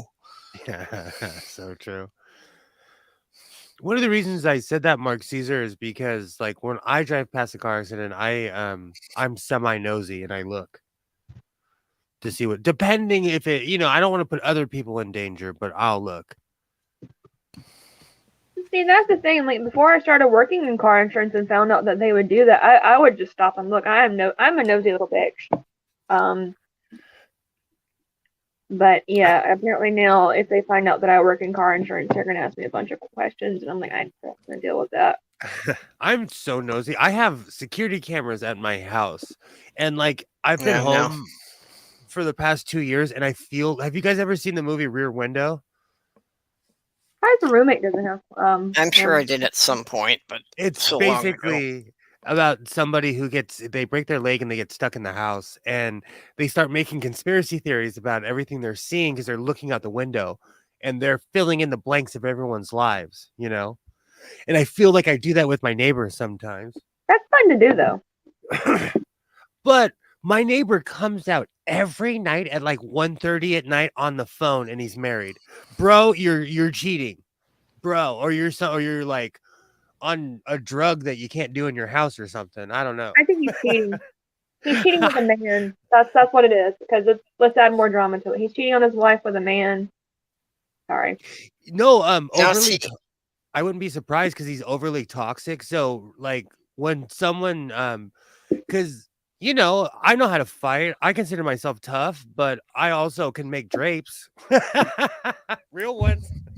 You know, so when I see someone overcompensating, trying to be tough, I kind of think they're hiding something, anyways. So I wouldn't be surprised if he was talking to a guy.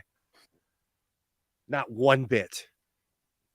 Especially around here, because I live in an area where all the men are really performative and they buy big trucks, or like they'll buy like really expensive motorcycles they don't know how to ride because they want to look tough. That makes sense. That's look tough. yeah, see, I have very little interest in doing that with people I see. I will do that with animals. I will try and figure out their whole history or give them a backstory. You would love my neighborhood cats. They've adopted my house. They think I'm a crappy hunter, but they've adopted my house. Oh, they know you're a crappy hunter. That's I have about 4 or 5 cats that patrol my perimeter, and you know what? They don't pee in my yard anymore, and so I'm okay with it. And I like my other neighbor was like, "Oh man, I have rats and all this stuff in my house." Like, I haven't seen a rat in years. yeah. There was a mouse in the house, but it's gone. They eated it. And any stray cats and dogs seem to instinctively know that if they come to me, I'll find out where they live. I mean, literally, when I was living in St. Paul, this happened like a dozen times that a strange animal would just come and lay on our deck, and I would have to go out there, and then I'd have to, call around to the shelters and that and see who reported something missing. It was just a regular thing that cats and dogs would show up in our backyard and expect me to get them home. Maybe they put directions, like hobos used to. Maybe they put a notch on your fence, like this house is safe. Well, that used to be the case whenever I lived in my apartment, and I could actually, feed the strays. A lot of them came by the apartment for food. That's how Happy found me, was because I was feeding strays, and he decided he wanted some food. Yeah. Well, like I say, that's how I got 3 cats while I was in New York.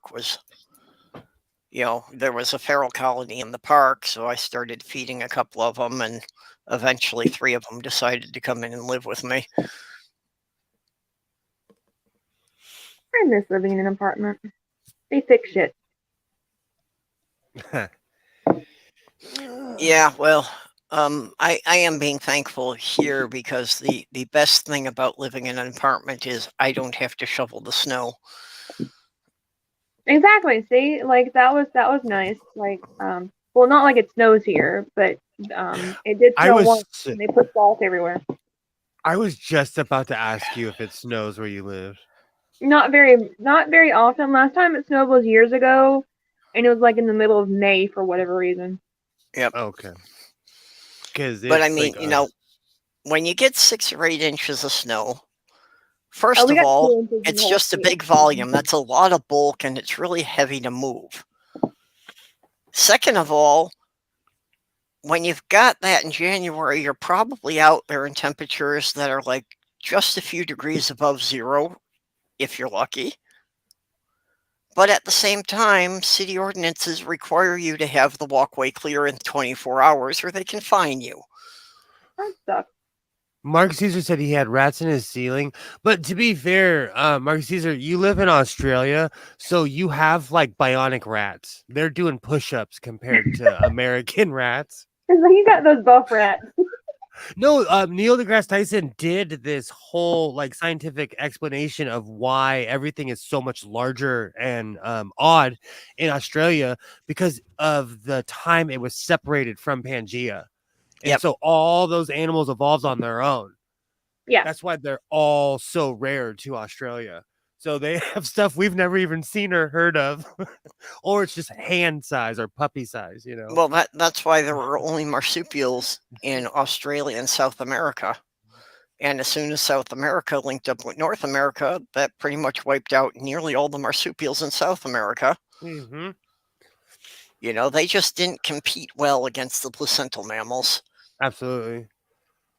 Possums are cute though. Yes, they are. Not many people in my area think they're cute though, because they're they got sharp teeth and apparently they're like, oh, they carry. I don't remember what diseases that they carried, but I still they think actually stop Lyme's disease and they eat ticks and all kinds Yeah. of stuff. They have a purpose. Raccoons are They do. disgusting. Yeah. We- I love raccoons too, though. I like all animals, to be honest. So it's not just possums that I like. I like all animals, unfortunately. Opossums are particularly fond of ticks, so they actually do significantly cut down on the spread of Lyme disease and other things like that. Absolutely. So they are They're- good to have around. They're good to have in your yard. They are, yeah. Also, you- they will tend to keep the raccoons away. And people think raccoons are cute. I know better. They are cute, though. Jinzu knows opossums are rabies resistant too. A single raccoon can be cute, but raccoons are generally, they don't travel alone. They kind of forage alone, and when they find something, they alert the others, and then they all converge. And if you get 5 or 6 raccoons together, they're now a vicious mob. They're no longer cute. That makes sense. We had this talk yesterday. I hate raccoons. It's personal. It always is personal, and it definitely is politics, like we were saying earlier. But I can't stand raccoons. But around here we have more. We have an army of cats. I mean, it's unexplainable how many cats, like, because I have security cameras, I see them walking around at night. It's funny. They run on my roof, they jump on my truck, then they jump on the street. Like, it's crazy around here. Well, Mark, I was going to say that if you've got rats, that sounds to me like your problem is a lack of snakes. Oh.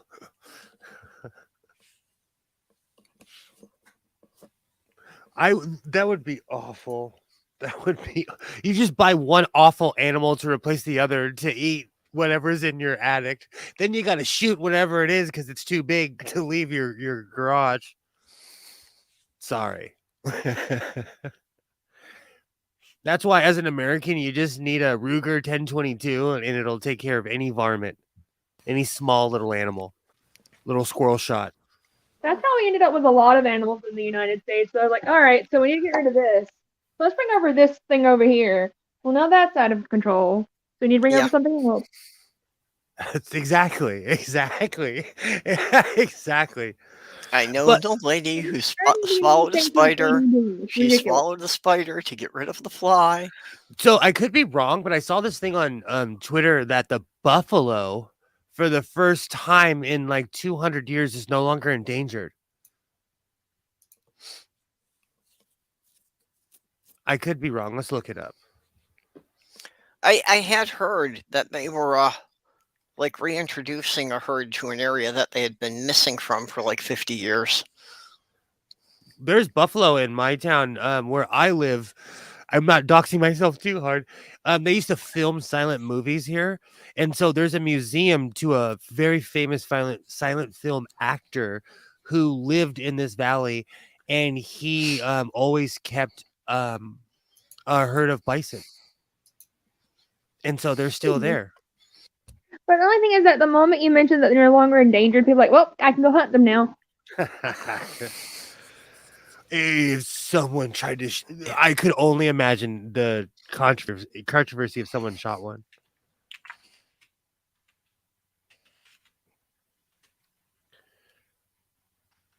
It's just one of those things. You know, I learned a long time ago to put no stock on anything that I see on Twitter, to put nothing emotional behind it. I Google and fact checked everything I see online, anyways. Yeah, the more I'm there, the more I'm convinced that Twitter should have never been used for anyone trying to have a serious discussion about anything. It should only be for jokes and memes and cat pics. That's what Facebook used to be before. Like it became when you found out if your grandma was a Republican or not. Like Facebook, like was awesome back in the day. And I reconnected with people I had like that I actually wanted to, and then everything got weird. Yeah. Well, I originally got on Facebook just because, you know, I could post something on there and I didn't have to worry about, you know, having to tell a couple dozen people the same news. Yeah. You know, especially with a large family, many of whom I never cared to talk to in the first place. Exactly. Like I would put my Because I was told I had to. I would put Isaiah's school picture up and didn't have to mail it to any of my grubby family members because they all saw it. Yeah. And I'm still on Facebook. I took a 2-year hiatus from it during the last 2 years of Trump's reign because it got really toxic. Facebook got really toxic. I've only gotten on there like 2 or 3 times in the last 2 years, mostly like right after my birthday because I knew there'd be a lot of people throwing stuff out there. But yeah, at this point, I really think I should just go on there and I should delete everything. Well, what I did is I'm in like a bunch of hockey groups and a bunch of sewing groups. So my feed is nothing but things I'm into, you know? Mine's mostly cat group. Yeah, see, I think that Facebook, you know, probably was kind of enjoyable when it was mostly my hobby groups, you know, and then too many of my relatives discovered me on there. But, you know, even with my hobby groups, it's like, you know, I saw it coming because I knew one guy was a Bible literalist that, you know, just like 10 years ago, you know, found out the whole thing that, yeah, he believed Noah's Ark was a historic event. Oh, you gotta be kidding me. Yeah. Oh, I know so many people who think that. It's ridiculous. You know, so it's like, okay, we just won't talk about that. We'll just stick to discussing the Transformers and we're not going to bring that up again. Oh, and we were fine with that until Trump got into office. And then that just all came apart. You know, that we couldn't have a civil discussion even about a hobby without getting into some bullshit about what Trump had done. Even more than politics, because I knew most people around me were conservative. I've had people I've known my whole life stop talking to me because I'm an atheist. I always thought that was ridiculous. Yeah, if you kill a lot of people stopped talking to me because of that, and like the thing was like they didn't know, and I don't really talk about it, and then like apparently someone like, well, didn't you know Melissa's an atheist? And they're like, bye. I'm like, oh, fine, bye. It really hurt my brother's feelings to the point where he still brings it up like in every conversation. Oh yeah, my mom brought it up constantly before she passed away that I was no longer a Christian. I'm like, just get over it, please, and don't tell me I'm going to hell. I'm tired of hearing it. I said this yesterday. Oh, sorry. I haven't bothered to tell my family I'm an atheist. Because I came out as a pagan 30 years ago, and to this day, only 2 of them have ever acknowledged it. So it just seems kind of pointless to tell them anymore. They're just going to pretend it didn't happen anyway. I didn't mean to tell my mom that I was an atheist. It was just we were fighting about the fact that I hadn't gotten a job, and she was saying the reason I didn't get a job was because I didn't pray. I'm like, well, of course I'm not fucking praying. I'm not Christian.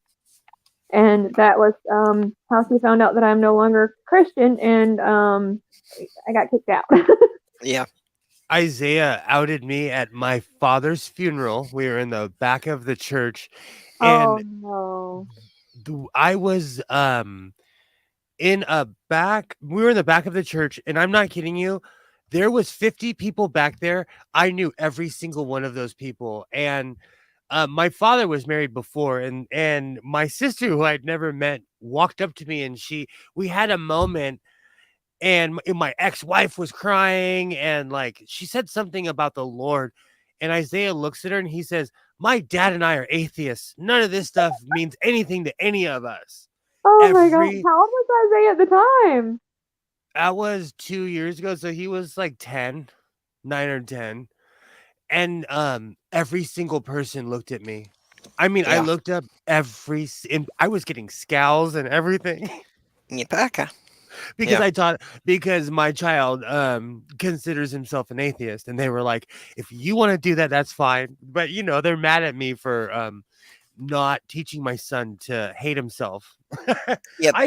I consider religion repression. I'm not going to teach my kid to repress himself. I hate religious funerals because they're about nothing about the person usually here, and they're all about religion. Like, I can't stand them. Like, that's not what I did with my mom's funeral. Like, I had the preacher talking because I had to, of course, and she was religious. But most of it was I had people that knew her talking, and apparently people got mad at me for doing that because they're like, "Well, you're supposed to have it about religion." I'm like, "But she wasn't just religious." Absolutely. Like the last one I went to, that was just like, that was my cousin, and that was because he was gay, and they didn't want to mention him being gay, so they just talked about him being religious. That's it.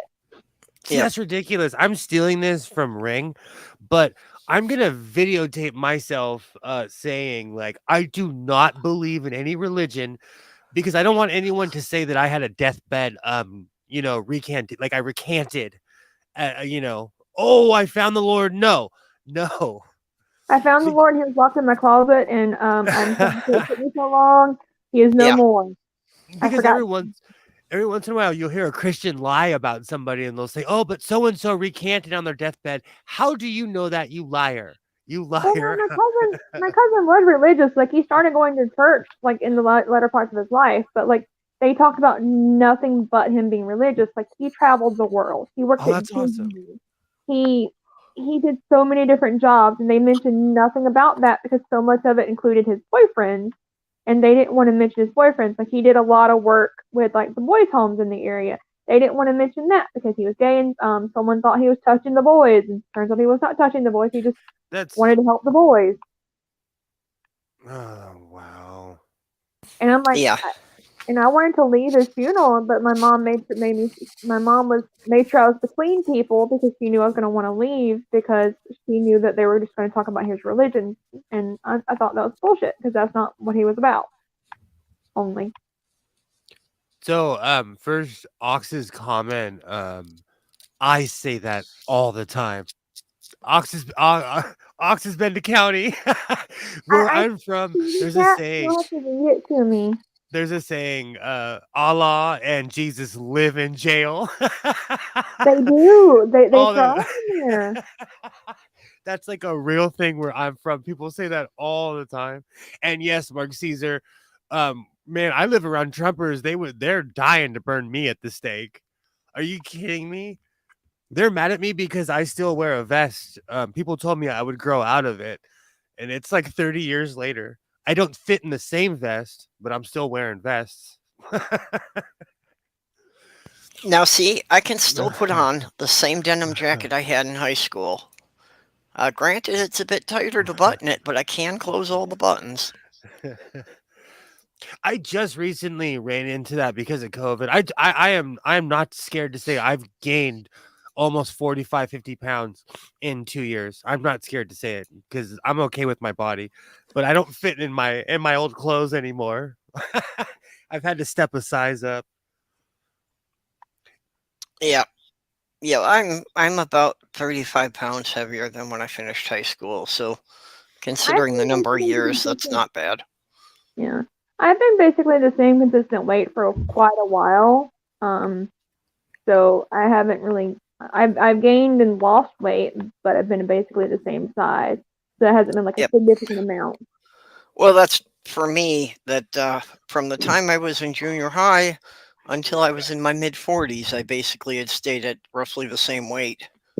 The time that I lost the most weight was whenever I started working at Walmart because I wasn't accustomed to doing like manual labor, and a lot of that was like moving back and forth behind the register, lifting big ass things of dog food. Well, and that's what I'm concerned with now. I mean, I had already been thinking about how many more years could I continue doing the home repair stuff and the work I was doing, because it was physically taking a lot out of me. And COVID just kind of pushed that fast and pushed me into an early retirement. So now I'm concerned because I'm just not physically not nearly as active as I used to be. So surprisingly, I have not been putting on weight, but a big part of that is also that we moved just before the COVID crap started, which significantly improved my diet over where I was in Michigan. That I'm actually able to get some fresh produce now instead of it all being literally meat and potatoes. I'm having trouble getting fresh produce because I have to do all my shopping online, and usually whenever I try to get stuff, it's all sold out. And the thing is since I'm trying to do the diabetic diet, meat and vegetables are about all I can have. So I am so limited on what I can eat right now. It's ridiculous. I tried to buy some bell peppers. I asked for 6 bell peppers because I'm trying to do stuffed bell peppers with taco meat. I got two bell peppers were usable, and the other 2 were just basically mush. And I'm like, that's the first time I actually got them because last few times they were sold out. Where I live, every other person is named either Jesus or Muhammad. Quite literally. Yeah, I dated a guy named Hezues before, and my family thought it was terrible that I called him Jesus just to fuck with him. I knew someone that was named Hezues, and anytime someone would say, "Hey, your name's Jesus," he would be like, "I'm an atheist." He made a lot of enemies. My favorite response was everyone's some people "Have you found Jesus?" I'm like, "Yeah, I just fucked him. What's the problem?" I always say Jesus owes me $20. And if you're out there, mother chucker, you still do owe me $20. I have a good memory. Jesus still owes you $20. Yeah, it may have been from 100 years ago, but when I was in my 30s, a lot of people said I looked like Jesus, so we had fun with that because that was when I was seriously into the pagan things at the time. So, that's awesome. And there was one time we were going to an event, and I dropped everybody off at the front of the building and went to park the car, and apparently some people came proselytizing to them while I was parking the car, and had asked them, "Have you found Jesus?" And they said, "Yeah, he's parking the car." And then I walked up. Oh, that's cute. I like it. That's great. Yeah, he's parking the car right now. He'll be here in any moment. Just wait. That's like yesterday when I told you when I saw the Mexican Mormon guy, Elder Sanchez. I walked up to him and was like, "Dude, do you know where you are?" I was like, "Are they holding you hostage? Blink if you're okay." Blink twice if you're okay. Oh, he laughed so hard. He let my friend take a picture with her. I need to call her. I need that picture. That was a legendary day. Elder Sanchez. He was the first and only Mormon of color that I've ever seen. I've met a few. That was only whenever I went to the Mormon church with my cousin. There was like one black couple there, and that's it. Mark Caesar, you are so right. I should never expect money back from Jesus. I grew up with the town I grew up. I was His dad is with money. I'm sure Jesus is just as bad with money as his dad is. The African humanist says it all the time. What Jesus is always begging for money. God is broke as hell. God is broke. Always. Hey, can I? God is Wimpy from Popeye. It's like he loves you, but he needs money. Yeah, exactly. Like, hey, do me a solid. Can I borrow a $5? Well, if God is broke, he's definitely not all-knowing, because he doesn't seem to realize how much the Pope is holding back from him.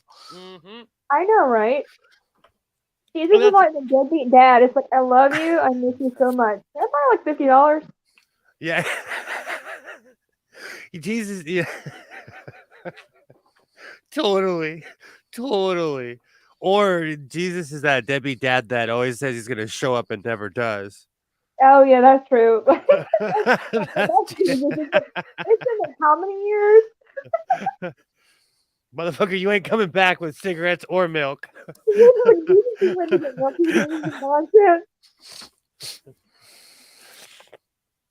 I've always thought, the older I get, I have empathy for people that are religious, but like if you look at it in a different context, like your savior isn't coming back. And I hate to be like a Klingon, but how weak is your God that your God had to be killed, come back to sacrifice in themselves, to be themselves, to sacrifice their son as themselves?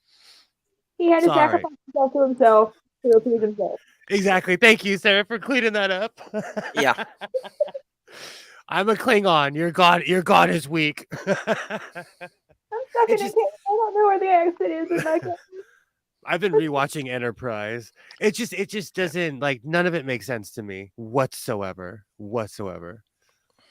About Enterprise or about Jesus? Oh, Jesus. No, hey, there's more proof for Enterprise because I watch it.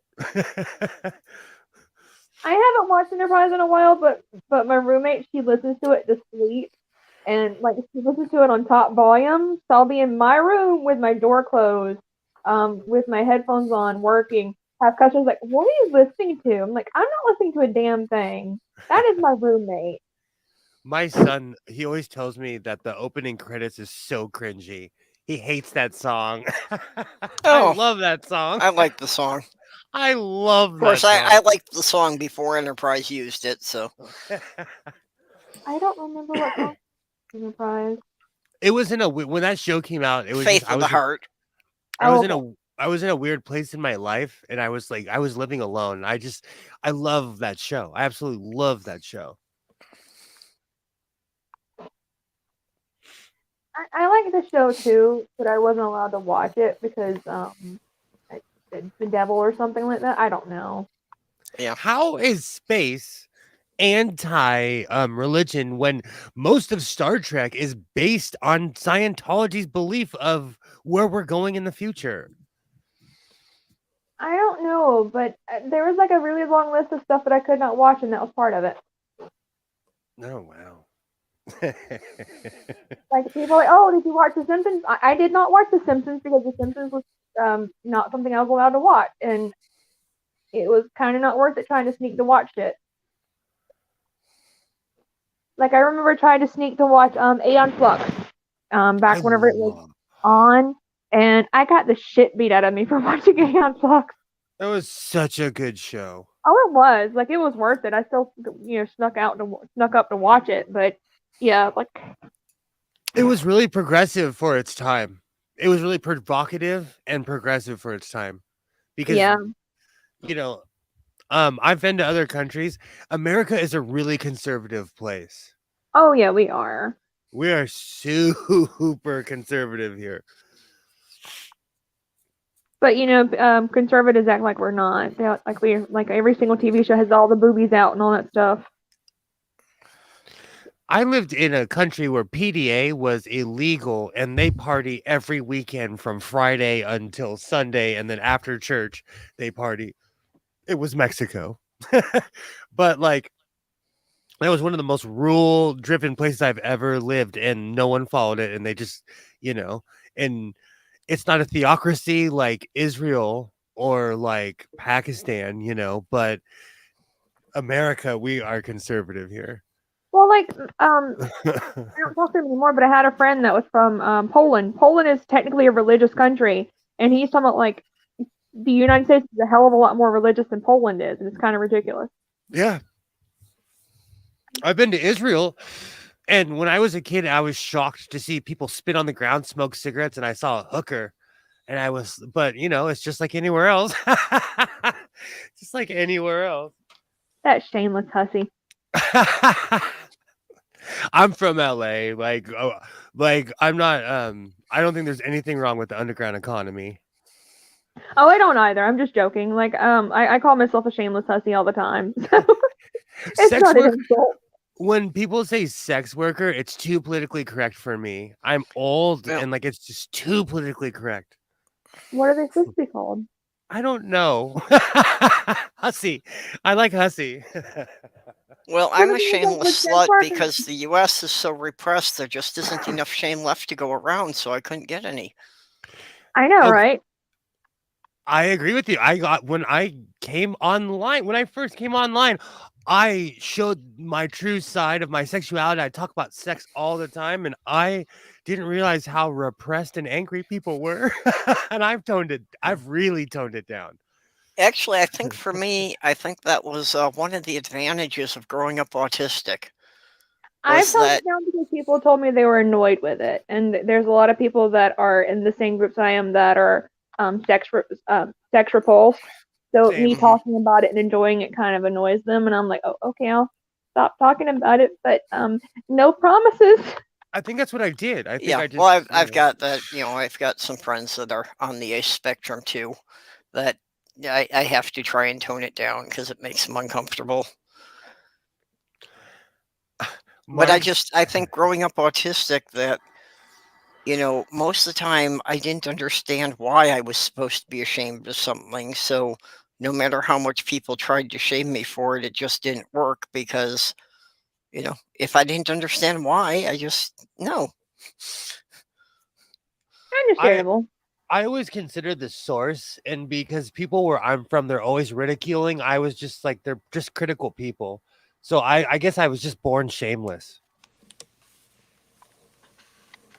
And plus, I was born really like repressed Roman Catholic, and I think that makes anyone shit. Catholics are lit. I smoked my first cigarette from the first person who ever gave me a cigarette was Catholic. The first person who ever was like, "Hey, try weed," they were Catholic. Catholics are fun. I've gotten less shame since my mother passed away because a lot of the stuff I did was just to like appease her. Like that was only reason I dated like only white straight Christian men was to appease my mom, and now that she's gone, I'm like, fuck it, I don't care. Now I'm just a shameless hoe. It's fine.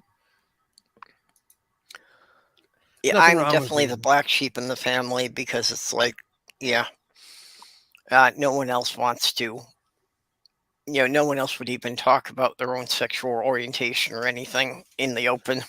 I think people are jealous in my family because I'm out and I don't care what people think. Like, I have this Teflon thing, like, you've already hurt me, so you can't hurt me anymore, Like, it's been 20 something years. Well, my thing is like the last 3 or 4 years of my mom's life, she relaxed a lot. Like we went out to dinner once and she was talking to me about a vibrator. I'm like, and she's like, am I offended? Like, no, I'm just shocked that you're talking about a vibrator. It's amazing.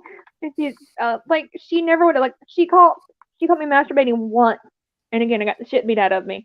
So for the longest time, like, that kind of thing was something I didn't want to do because I was like, well, a shameful thing. I was told that if you spill your seeds, you're going to hell. And I remember being like, oh, I'm going straight to hell. Too late. Mine was my mom was like, well, Jesus is watching you. And I'm like, the fuck, is he a voyeur? What the hell? That was part of the thing for me growing up in the Catholic Church was that, I analyzed everything intellectually. So by the time I was 8 years old, they had me convinced I was going to hell and there was nothing that could be done about it. Yeah. So then at that point, there was no purpose in behaving. I didn't think about that. I didn't believe at the time, but I faked it just so my family would accept me. Well, and that's why I didn't really develop any sense of ethics until after I threw away the Bible. That makes sense. I had to get rid of all my self-hatred and guilt, and then I was able to like be a human. Because Catholics teach you, where I'm from, they just teach you how to hate yourself. Yep. It's the entire religion is about repression, hating yourself. Like that's most every religion, though. That's basically what all they are. It's just no. That's my favorite pagan joke. What's the difference between pagans and Catholics? Pagans believe in sex without guilt. Catholics believe in guilt without sex. It's true. Very true. But Catholics do boink a lot. They do. And every stone is sacred, just FYI. Well, yeah. That's part of their doctrine, that you're supposed to try and create as many babies as possible. Now, whether or not you can house and feed those babies is not a matter to think about, but you just have to create dozens of them. I was in a catechism group, and because of where my neighborhood was, I was in the same group with the same people from the time we were in kindergarten until we were in high school, and a lot of them have more than 5 or 6 children, and they're still Catholic. I have one kid. I have no kids. I have no biological children. I was involved with raising 9. That's an army. That is an army of children. Well, not all at once. It was kind of 3 separate batches. I basically raised my oldest nephew for like the first 5 years of his life. And I can't do it. I don't like kids that much. My son is currently 12 going on 40. It's just him and I in the house, and like sometimes I'm like, man, he needs a female influence in his life because he's too I had the balance because I had my mom and my dad, because my dad was super manly, but like he's getting a little too manly. He needs that feminine touch influence. Yeah, because I'm a born bachelor, I'm all dude. Regardless of where on the umbrella I'm under, I'm super masked, so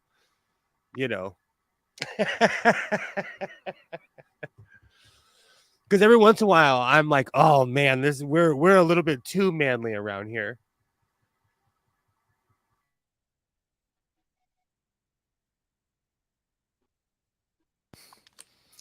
Oh, hey, Doc. Hey, Doc. Hi, Doc. Yeah, that was I was never great at doing the man thing. Tried to fake it for a lot of years, but didn't really understand how I was supposed to do it. I got lucky. I grew up around a lot of open-minded people, like really open-minded people. And I think they saw in me early, like who I was. So they just taught me how to fight and curse. I got lucky. My dad was total like Navy Vietnam vet. I used to go to his Lost Patrol meetings with him. They were good guys. They were total good guys. They all rode motorcycles. They were crazy. I got lucky. But the problem is, if you have too much toxic masculinity, regardless if they were a positive influence on you or not, it's still toxic masculinity, you know? My mom used to freak out anytime I did anything like remotely not girly enough. So I have like a lot of stuff. It's like I tell people I wasn't allowed to do, and people are like, "There's no way." I'm like, "Yeah, my mom wouldn't let me do that because those were to her masculine things. And she didn't want me to be manly or anything like that."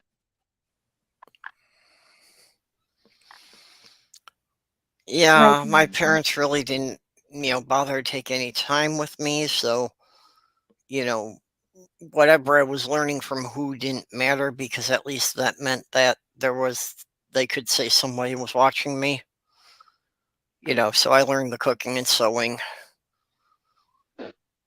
Actually, I learned a lot more of that kind of stuff because, nobody wanted to take time to actually teach me how to use the tools. I had to figure that out on my own.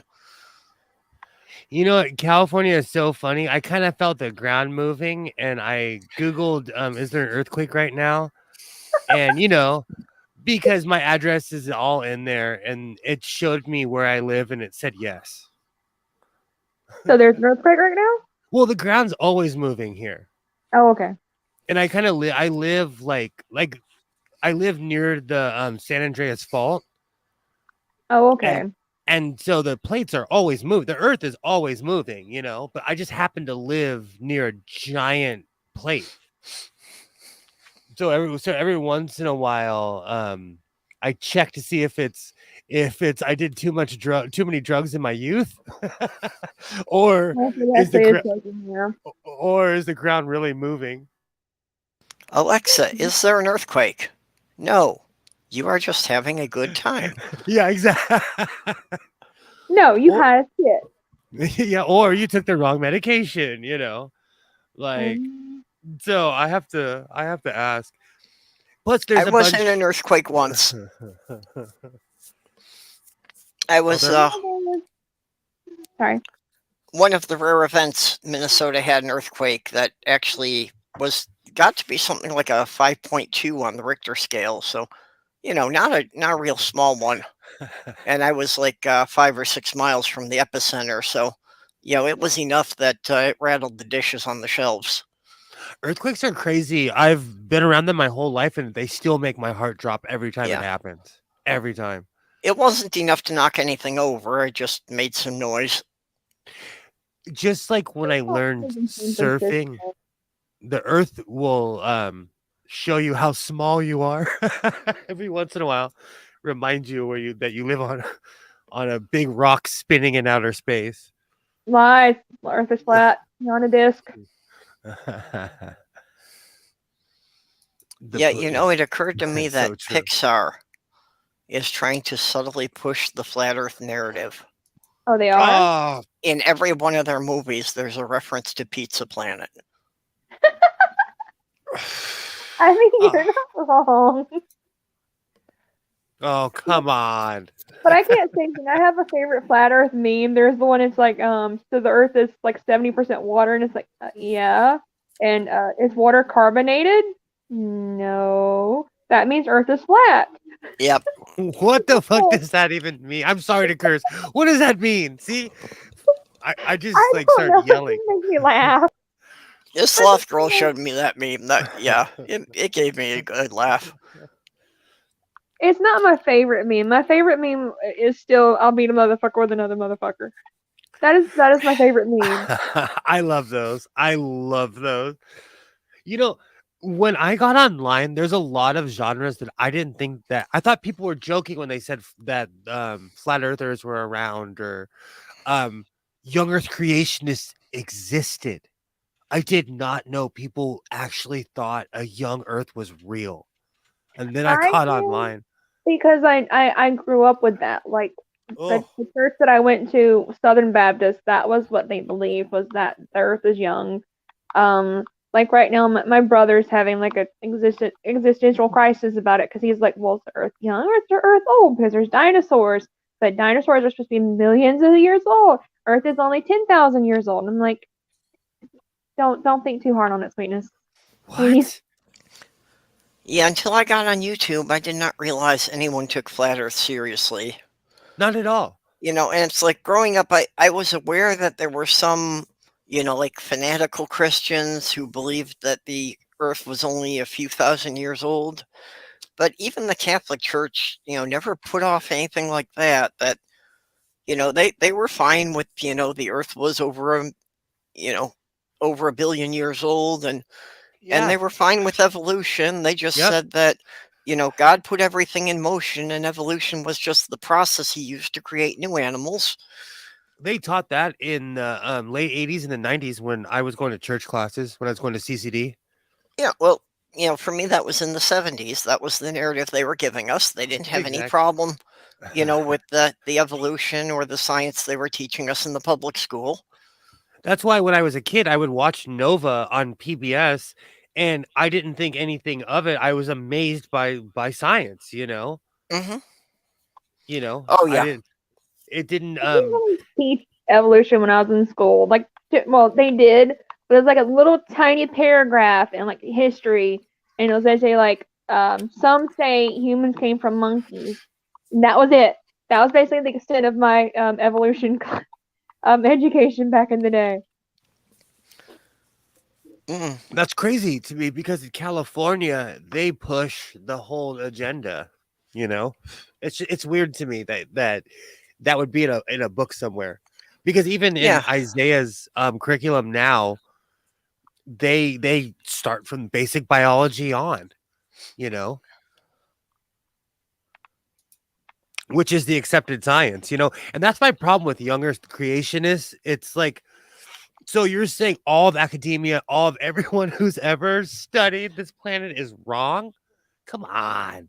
They don't think they're wrong. This is what most people I know believe. They're not wrong. They're just being misled by Satan. Satan is the one that's putting all this evidence. There's quotations around evidence, of course, out there to make it look like the Earth is old and that evolution is right. And that's just to prove or differentiate the people who are actually believers from the people who are not believers.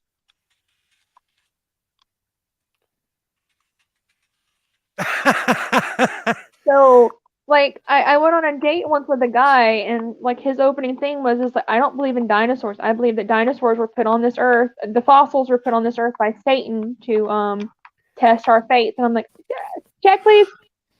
Okay. So that would be one hell of an undertaking, and yes, I said hell. One hell of an undertaking to hide all those bones. Well, it's Satan. Satan can do those things, just like Jesus can clap, snap his fingers or whatever it is, and poof. So the other thing was that as a Catholic family, we were the very small minority in a village that was 87% Jewish. So it's like, I have never heard of a flat Earth Jew. I've never run across one. Neither have I. And I'm still friends with a lot of people who are Hasidic Jewish. And I don't think I've ever run across a Jew that believed in the young Earth either. Neither have I. I don't think that ever comes into it for them. No. Because it's one that they're flat Earth atheists, because they're like, maybe they're just claiming they're not religious, because there's people that are like, I'm not religious, I just have a relationship with God. Yeah, but there's an abusive relationship, my dude. There's TERFs that are atheists. Atheist is it's just the belief that God, there's no God. Yeah, but I mean, like, to be honest, like I agree with you though. I've never heard of a flat Earth Jew. Never. Yeah, and I know quite a few Jewish I people. think most of the flat Earth people, it is based on something they're reading in the Bible scripture. Yeah, most of them are, but then I'm sure there are some that are like, that are atheists, and they're like, well, I can't see God, so like I can just see the flat plane, so that means the Earth is flat too. Muslims don't believe in the they don't believe in the young Earth either at all. I know that for a fact. Not at all. So it's basically it's a Christian thing. I think it's more of an American thing though, because like American evangelicals in the 90s started going overseas in mass numbers. And you can see in England where they now have our style of evangelical Christianity. And if you ask them where it came from, they'll say like, "Oh, great so and so came from America." You know, so we're to blame. That's all our fault. That's true. Oh, well, Mark Caesar has put a link there to a playlist of a flat Earth Jew. Oh, Oh, wow. Wow. There we go. We were so close to Wow. finding to like just and not having one, and then Mark Caesar has to ruin it. Okay, is there anyone that's Muslim that's a flat earther? And the only reason I know that is because I watch a lot of like weirdly religious stuff. Like I watch Little Light Studios. I watch this guy who goes to Hyde Park. He's Muslim and he yells at people. And he never talks about, he flat out said that flat earthers are dumb and young earth creationists are just misguided people. I thought that was interesting. I thought that was really interesting. And isn't the the whole young earth thing is based on, there was some priest in the 1600s or something, added up the whole lineage of all the people named in the Bible, and that's how he came up with it being 6,000 years old. Oh, wow. And that he somehow calculated to be 9 a.m. on a specific date that the earth was created. It's like, okay, so how did you know the exact age the parents of each of these people was when they were born? Even if you got the whole list of everybody's, fathers and grandfathers and great-grandfathers, how did you come up with the exact date? Jesus told him. The flat earth Jew is real. Yeah, I'll have to look at that later. I got the page marked. I'll look at it tomorrow. Why, sir? Why? I'm kind of scared to look at it because no. It's the same old trope, but they like people just, he looks like a very sensible human being, Oh, I'm sure he does, but and he's probably a complete crackpot. I'm gonna watch that later. Let me get off of this page. That's distracting. There's that joke about like all the people that are like into the P therapy though, like a lot of them are apparently really physically attractive, and it's like, but they're batshit insane. Exactly. Hey, Robert X. Maybe we could do a special weekend show on this, that we could just, get together and we can discuss the flat Earth Jew in a chat this weekend. Yes, I'm down. Because I'm off on weekends now, and I can actually take part in stuff on weekends. Awesome. Everything else is being held during like my work hours, because now I work from 6 p.m. to 2 a.m. Monday through Friday, mostly. Okay. I can introduce you guys to Bobby Hemmett too. Oh, we have a troll. I can introduce another one. Yeah, we've been playing Bop the Bot all night. I would help, but I'm on my phone and I'm playing a video game. Well, Jyuni and Ox had been really good about hitting most of them before I even saw them. I watched this guy. She's amazing in like all the chats that she's a mod in. Absolutely. I think that's why we're seeing him now, because Juni's going, oh, Robert X came in. Robert X is also a good one at knocking down the bots. Absolutely. It's Whack-A-Bot, everyone's favorite YouTube game. But those are robots, aren't they? Those are not real people. Are those most just of them bots? are robots? Yeah. Oh, yeah, okay. I'm sure they're just computer programs running and just scanning YouTube for anything that has a live chat going. Yeah, again, most of them are bots. Very few of them are actually human beings. I want to introduce you guys to this guy named Hey Doc. Hey Doc. Hey Doc. I watched this guy named Bobby Hemmett who says that black people are from outer space, and he talks about this stuff called the Kundalini energy. That sounds hilarious and stupid at the same time. Well, I smoke a lot of pot, so I sit there and I giggle like a child watching. It's great. I'm gonna need alcohol for that, but it takes way too much alcohol for me to get drunk, so it's gonna be interesting. I'll have to be sober the entire damn time. But he's really racist though, because like he's old school, from a different generation, and he just says a lot of like, he's really racist. Wait. My thing is he black or is he a white dude? No, he's a black guy, and he just says a lot of really racist things. Is that an earthquake? It wasn't saying that black people were from outer space, but he was trying to say that black people were like the superior race and something like that. I don't remember who it was. Well, I just remember that I used to hear about him all the time because I used to watch Drunken Peasants back in the day. He mixes in like fact with like emotion, you know, and with history, if you don't look back with objectivity, it'll make you angry. And half of the stuff he's saying, he's literally making this shit up.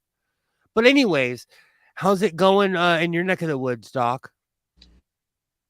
Crawling to consciousness. How you been? I don't know. Really depressed lately. Same, I'm dude. sorry. Same. Yeah. Me too. I think just getting drugged down, you know. Apparently, January is like the biggest month for depression. Yeah, I've heard that. that's kind of why I put the Pixies song in my latest video. Because if you look on Where Is My Mind on YouTube on the Pixies, like on their video, the first comment, it says, my favorite music genre, depression. I don't know why. It makes me laugh. Genre. It makes me laugh. When I'm having a bad day, I go look at that comment because it just makes me laugh my ass off.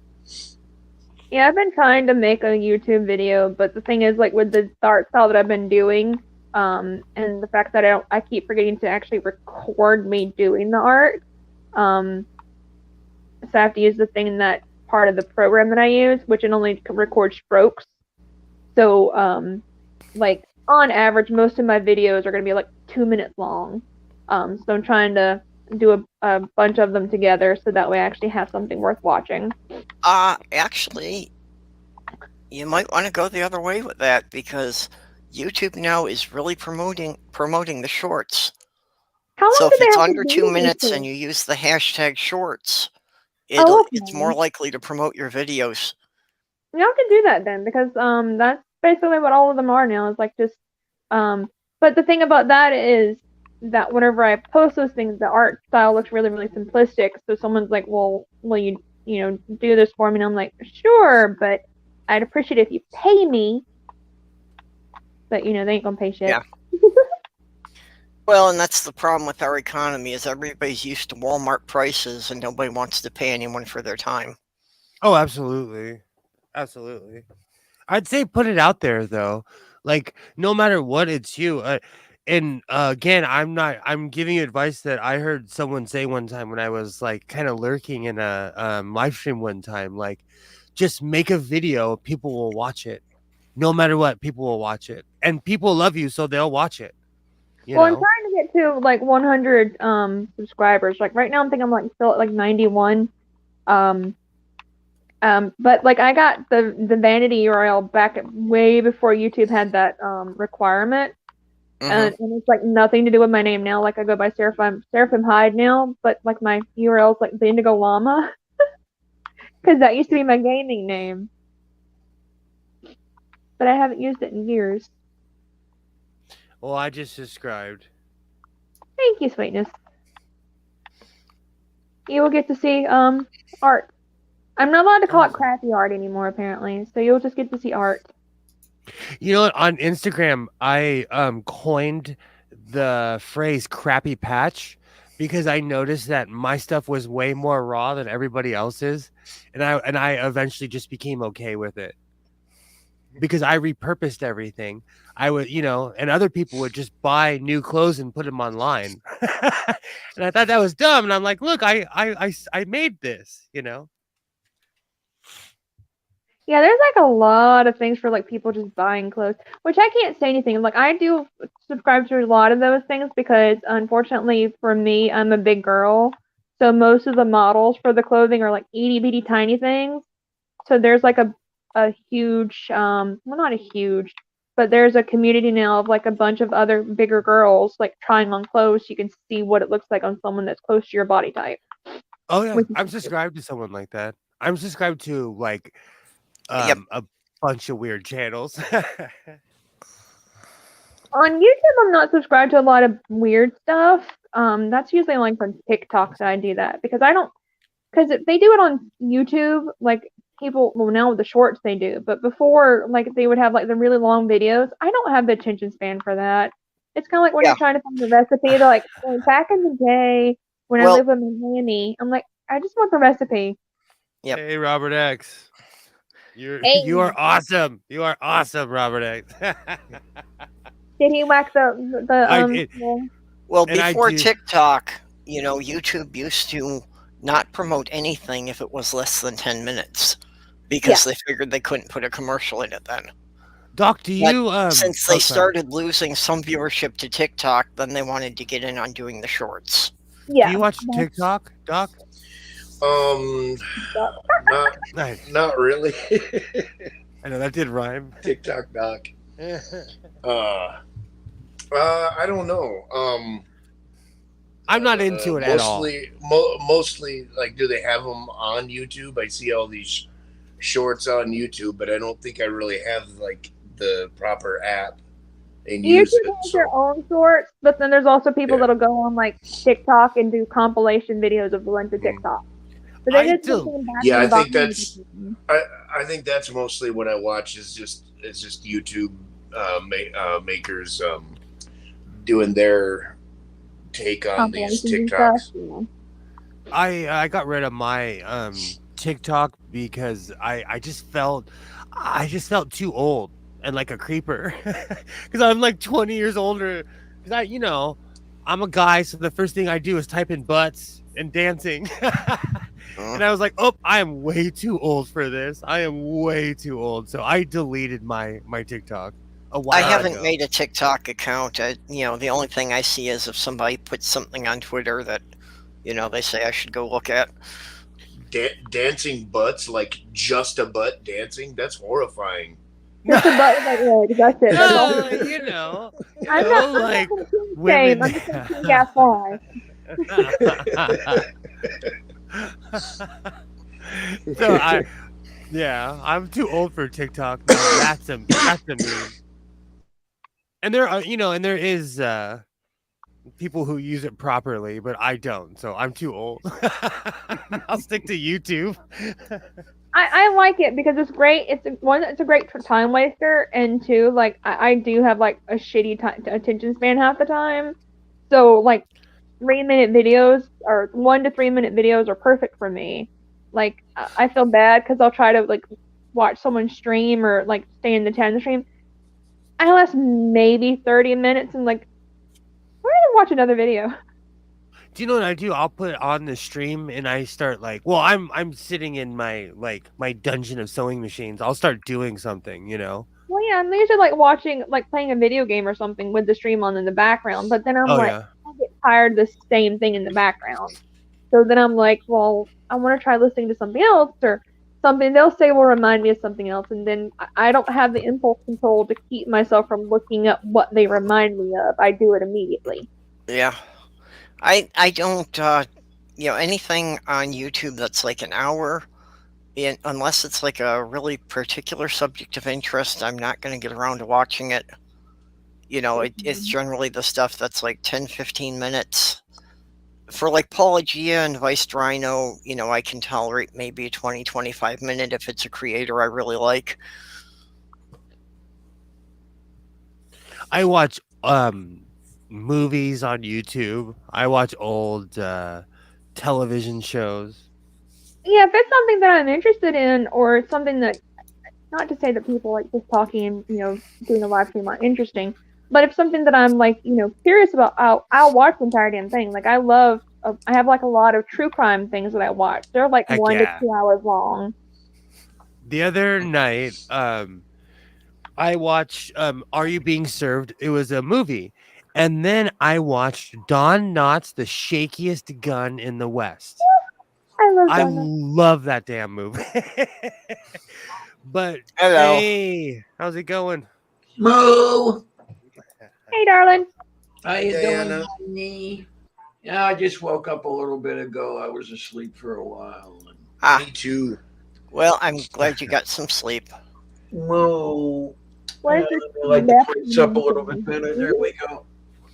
You know, maybe I should just rename this nighttime broadcast as Pajama Party. There we go. Pretty good. Yeah. Wait, we're supposed to be wearing clothes?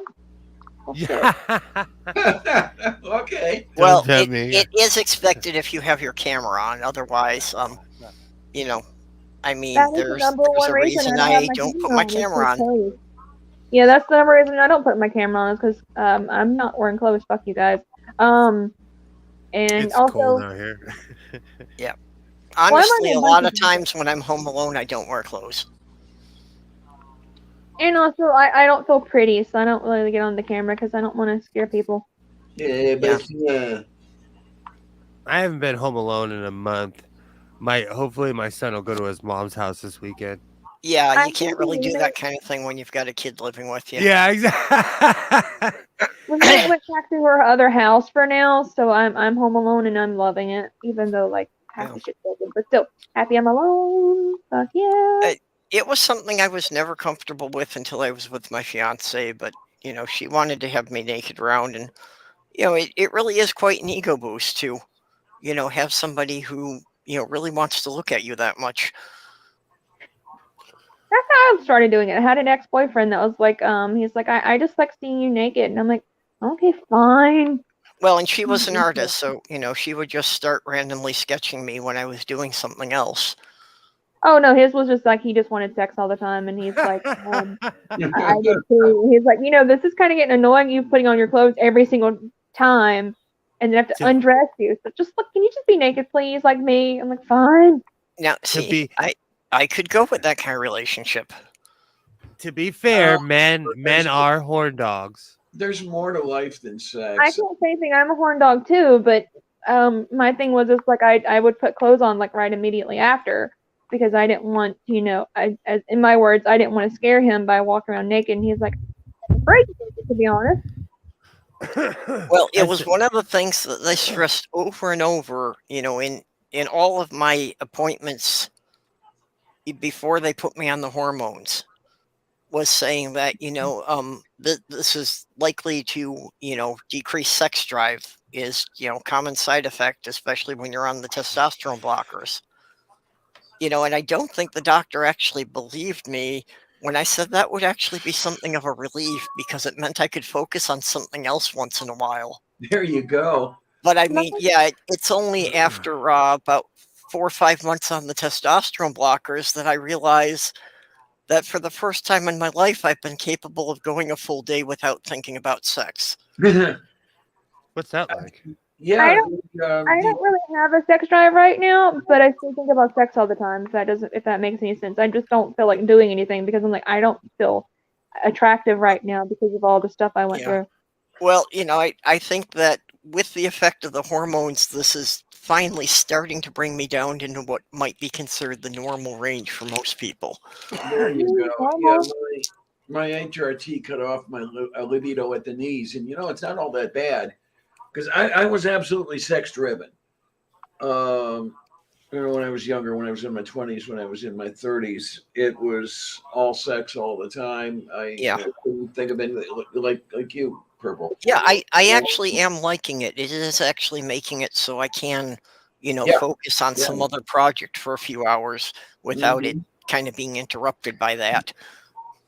Oh yeah, I could see how that would be annoying. It's like that's just in the back of your mind at all times.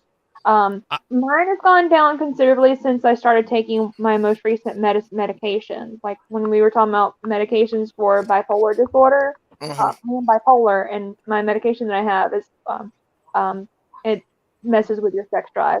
So is that one of the SSRIs? I think the one that I'm on now is yes. Yeah, they have a tendency to do that. The worst side effect of it is that it also makes it where you can't reach sensation or orgasm. That is so fucking upsetting. Oh my god, I hate it.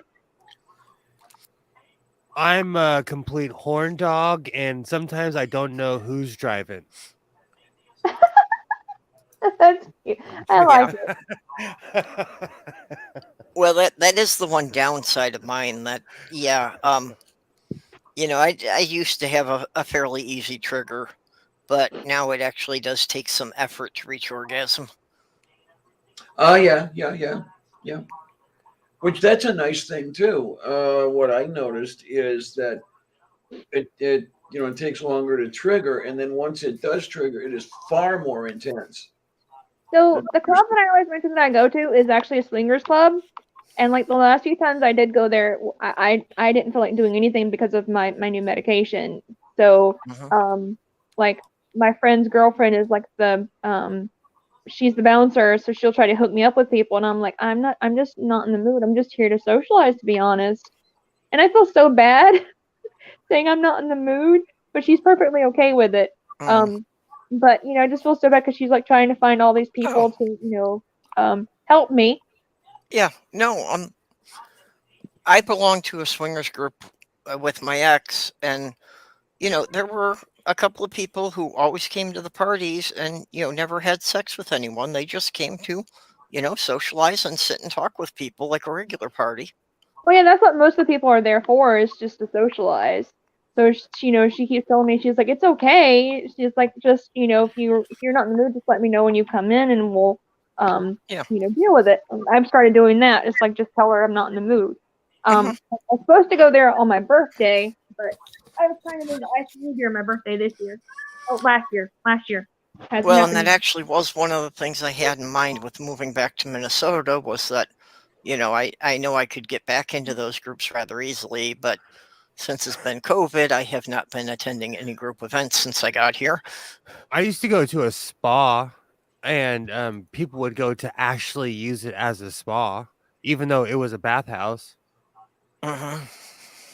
Unfortunately, I probably won't get to go for a while, because the only reason I do go is because my friend wants me to go with her, and she's not been feeling well. So I'll probably never go in a scenario like that again because of COVID, and I now think people are gross. People are, but after 2 years of sitting in the house, like, I don't think I'll ever go to a hockey game again unless I can sit in the nosebleeds by myself. I don't know, like, if I'll ever go to a Dodger game again, and it's kind of sad, but like, because of COVID, I can't trust the people around me. Yeah. And in LA, they're not enforcing it at all anymore. We have some of the toughest restrictions in America, but no one's enforcing it.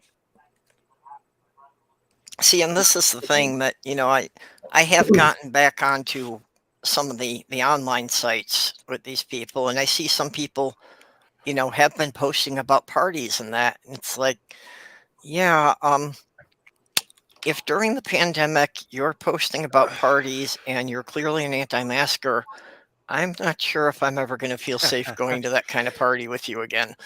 I tried getting back in touch with my friends from the BDSM group that I was in, but unfortunately for me, they're all just talking about like their family and their kids. And I'm here to socialize with people who have like interests. I don't want to deal with your kids. Like, I'm here to talk about dildos and stuff. I don't want to talk about your kid's soccer game or play some kind of game that your kids can play. No. Well, I've just been kind of lurking on those boards, and since I had to create a new account, I don't think anybody's associated me with when I was there years ago.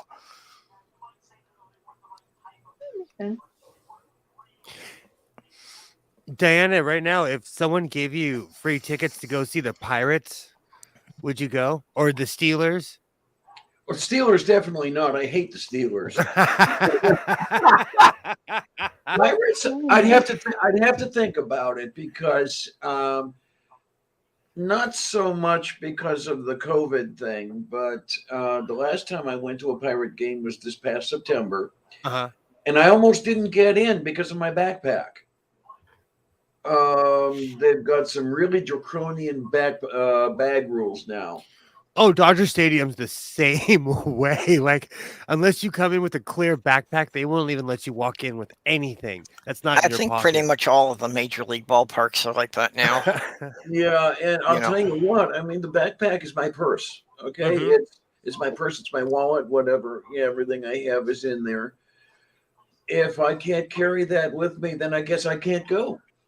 Yeah. And if I can't go, then I'm not even sure I want to do the subscription to Major League Television anymore.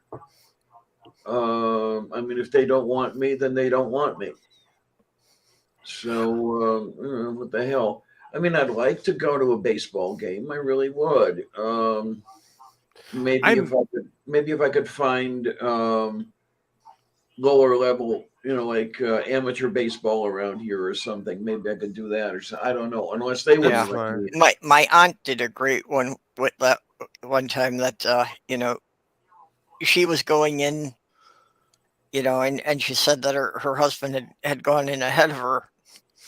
And the guy's asking if he can check her bag, and she says, "What? It's a diaper bag." And she reaches in, she pulls out a couple of diapers and a pack of wet wipes. Say, "You need a diaper?" And the guy got all flustered and let her through. And it's like, yeah, she didn't have any kids with her, and she had a 6-pack and a case of candy bars in there. Oh, okay, so it was to hide the stuff, huh? Yeah. I like it. I like it. Yeah, it got her through the gate without him checking the bag. I could not have even taken my camera in had I taken it with me. They weren't letting camera bags in. They're doing that now because I take my Nikon with me when I go to major events. And, because everybody has a cell phone, but I have a Nikon, man. And I have what I call a touch out and, reach out and touch somebody lens where you can really. There's 300 millimeter jobs. Yeah. Right? You can you can like look at the quarterback's face. You can see the catcher throwing the signs, And they wouldn't let me walk in Dodger Stadium with my Nikon. They made me put it in my car. I've got a Canon. Awesome. Canons are awesome. Yeah. Yeah. I bought it in 2016 because I intended to take it with me to Illinois, which I did when I went to see the solar eclipse. I decided to not take it to the eclipse itself because I was talking to some people from astronomy clubs locally. And they said, if this is your first eclipse, don't even bother taking a camera with you. Just enjoy the eclipse, because if you're futzing around with a camera, you'll miss everything. Yeah. Okay, Diana. Right. Yeah. I have to say, even if the team is the Pirates, it is not appropriate to take a cannon into the stadium. Yeah, there you go. Oh man! But no, the camera kit was some of the best $600 I've ever spent. This guy. You want to show off your camera? Yeah, it's just a basic 35 millimeter SLR. Oh, that's beautiful. Mm-hmm. And it serves me well. I mean, I've taken about 6,000 pictures with this thing already because it counts them off every time you take one. Oh, absolutely. I have an outrageous amount of Nikons because I'm ridiculous. Well, and I go back to the age of the the cameras with film, that you had limited film and you had to pay for developing and all that. Uh-huh. For me, having a digital camera is just fantastic. That I don't want to just. Before it was, I take one picture and hope it would come out. Now with the digital camera, I can take 5 identical shots, hoping that one of them's not blurry because my hands shake too much. I would, but I don't have to worry about paying for the film. Yeah, I would go to a ball game and take literally 800 or 900 pictures. Do the one after another thing. So when the pitcher's going through his motion, I'm just there with my finger on the button. Just dang, dang, dang, dang, dang, dang, dang, dang, and you get the beautiful sequence. Oh yeah, oh yeah. I miss those days. My dad taught photography, so I miss going to like photo shops. I remember the smell of the photo section. Oh yeah, those are the good old days. Oh God, I used to hang around the photo stores. I just remember Was there anything where you were? Say what? What? I said I remember the smell of perms. My mom was a hairstylist. Oh, where you were growing up and stuff? Was there a Dodd camera? I have to step away for a minute, No. but I'm listening, so you still got to behave. Oh, Yeah. but Dodd Camera was the local camera shop chain in Cleveland. We And, always had like Kodak, or it was like the thrifty kiosk, or it was always something super commercial. Because Okay. in California, everyone is fighting for real estate, so it's always something semi-corporate. Back when thrifties, you can get ice cream for $0.25. Oh, for fuck's! Now you're making me feel low. I remember nickel ice cream cones. I'd walk home. They were about this tall, but you could get it for a nickel. When I was in junior high, that was like the rite of passage of growing up, was that like, hey, school may suck, but on the way home, you can go get ice cream. Yeah. School's awful, but if you got 50 cents, it's worth it on the walk home. If you had ever heard Drew Carey talking about going to the Dairy Queen when he was growing up, I know that place. I've been there. I love Drew Carey, but Drew Carey is like more of a Hollywood legend because he is more about hookers and blow than Charlie Sheen and Captain Jack Harkness in real life. Like, he's crazy. He's crazy. Okay, then. Drew Carey was like known at the Playboy Mansion. He hangs out at a lot of vivid parties. Drew Carey's awesome. Never ran into him, although we were never very far apart geographically. When he started hosting The Price is Right, he quickly became famous in Hollywood because he has certain appetites, and in LA, like, no one cares, but everybody talks. Okay, then. Okay. Because, the same people he was doing drugs with are the same ones telling on him. Oh, Jesus. Okay. It's awful. People are awful. People are just awful. But everybody wants their 15 minutes, Yeah. I don't know. Because I grew up on this side, to me, fame is fleeting because I see the downside of what happens to actors and certain people. Okay, then. Yeah. Because even where I live, like I live in a neighborhood down the street from me, there's somebody who's a commercial actor who's made it. There's somebody who was kind of washed up where I don't even know how they still can afford to live in the neighborhood, but they were in a bunch of movies in the 90s that no one's ever heard of, and they're just kind of super washed up, So fame is a funny thing. Well, one thing I'm kind of happy about is at least appears that fame has not ruined Al. So I'm happy about that. I mean, he's the same old guy I went to high school with, Al Ruck. Oh, yeah, okay. I so want to meet him. He's a big sweetie. He really is. Absolute sweetie. That's awesome.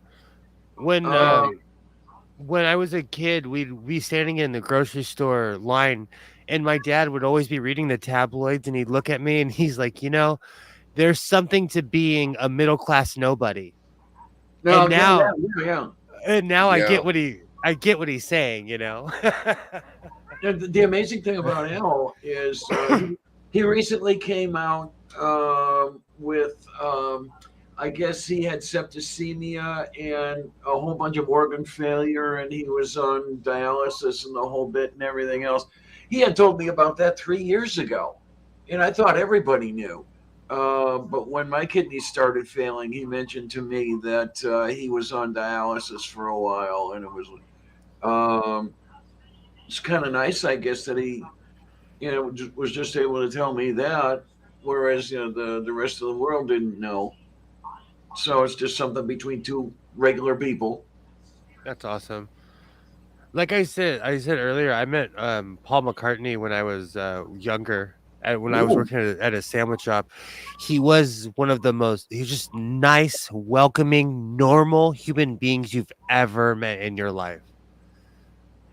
Just like anyone else. Like I was talking to Doc, just like Nice. anybody I else, like it. And it's really wonderful when you can talk to somebody like that, somebody who's up in the clouds there and fame and fortune and everything else, but you can still talk to them one-on-one.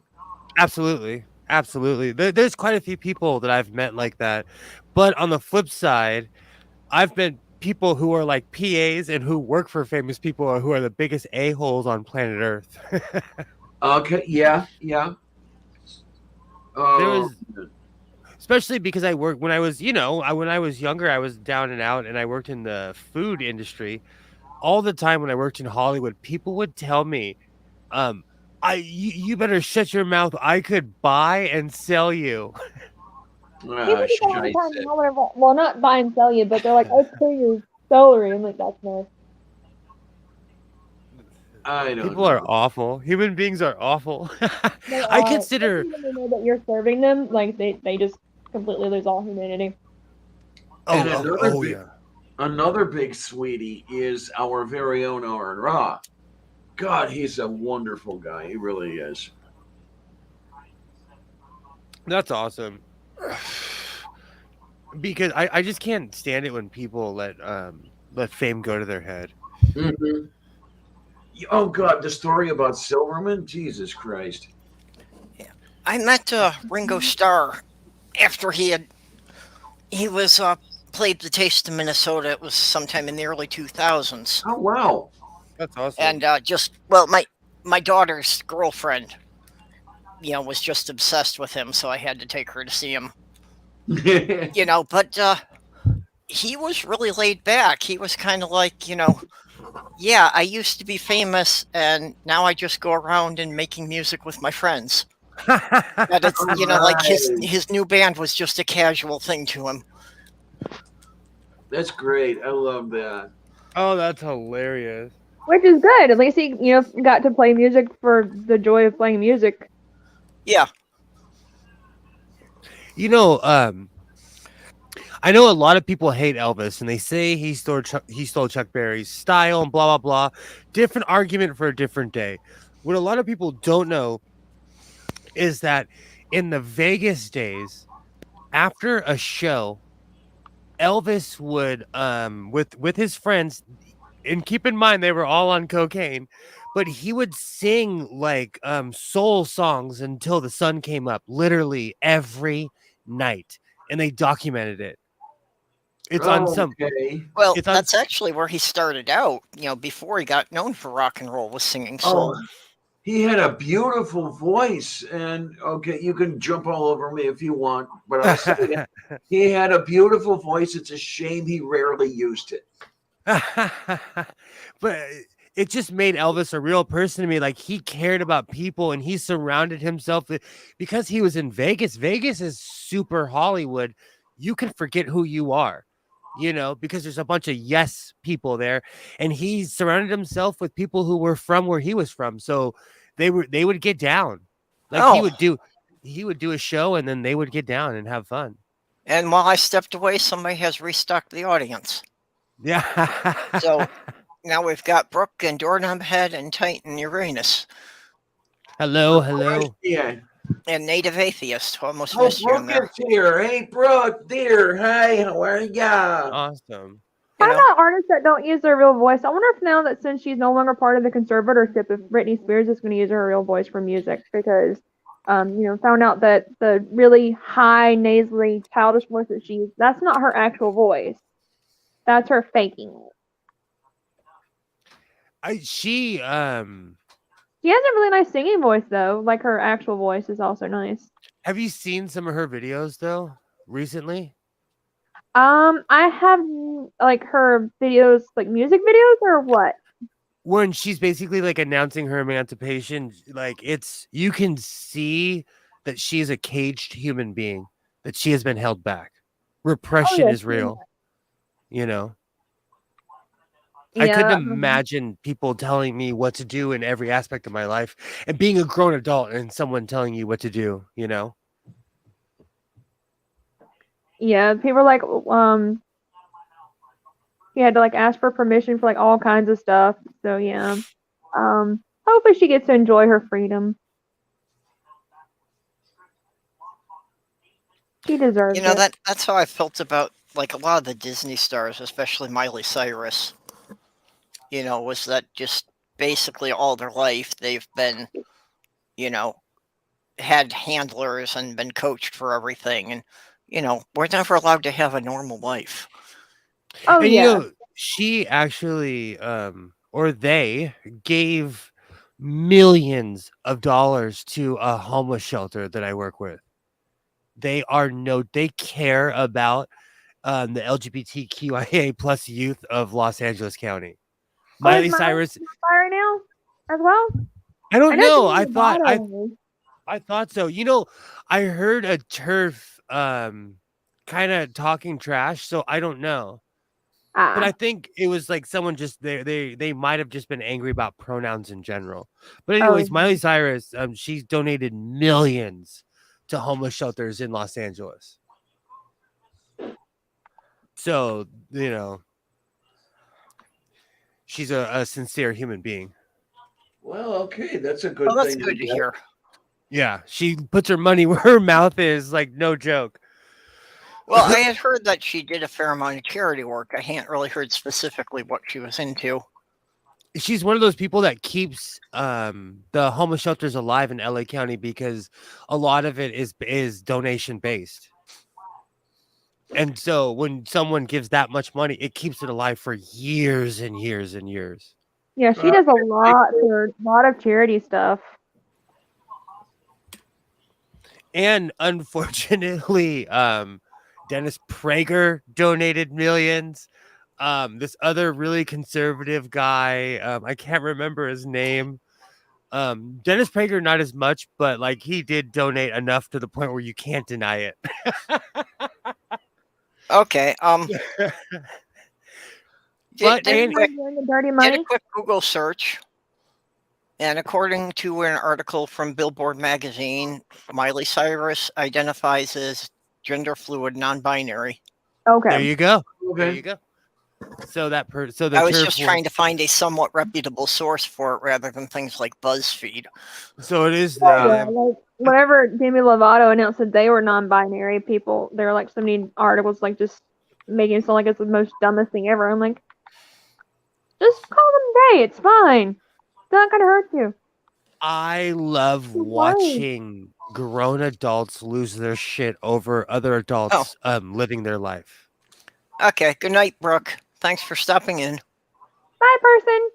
Bye. Photos too. It makes me laugh when I Posey Parker is still a racist rambling piece of garbage. Only thing I know about Posey Parker is there's a song by I think Mark Stewart about them. Oh, she is a turf who called for armed men to go into bathrooms and shoot trans women, and recently said that she didn't say it when you can go back on her own effing channel and pull the clip. She's just crazy. She's crazy. She's crazy. Because I get called feral a lot, and they might shoot me too, and I don't want to be shooted. I think people should leave each other the hell alone. You know, Well, like don't too. shoot it. Bad idea. No, like turfs, and another reason I try to like, again, like when I got online, I didn't realize how dedicated people are to hatred. Christians as well. Oh yeah, I watch a lot of Christian stuff too, and they're like they hate atheists. Do you know They when I was everybody? But when I don't know, because I grew up Catholic, no one cared. Doc, when you were a kid, did people teach you to hate atheists? I don't really think so. I don't remember a hell of a lot of not religious people being around. Just mostly different, denominations. I mean, we had we had Catholics and fucking Methodists and other shit around, but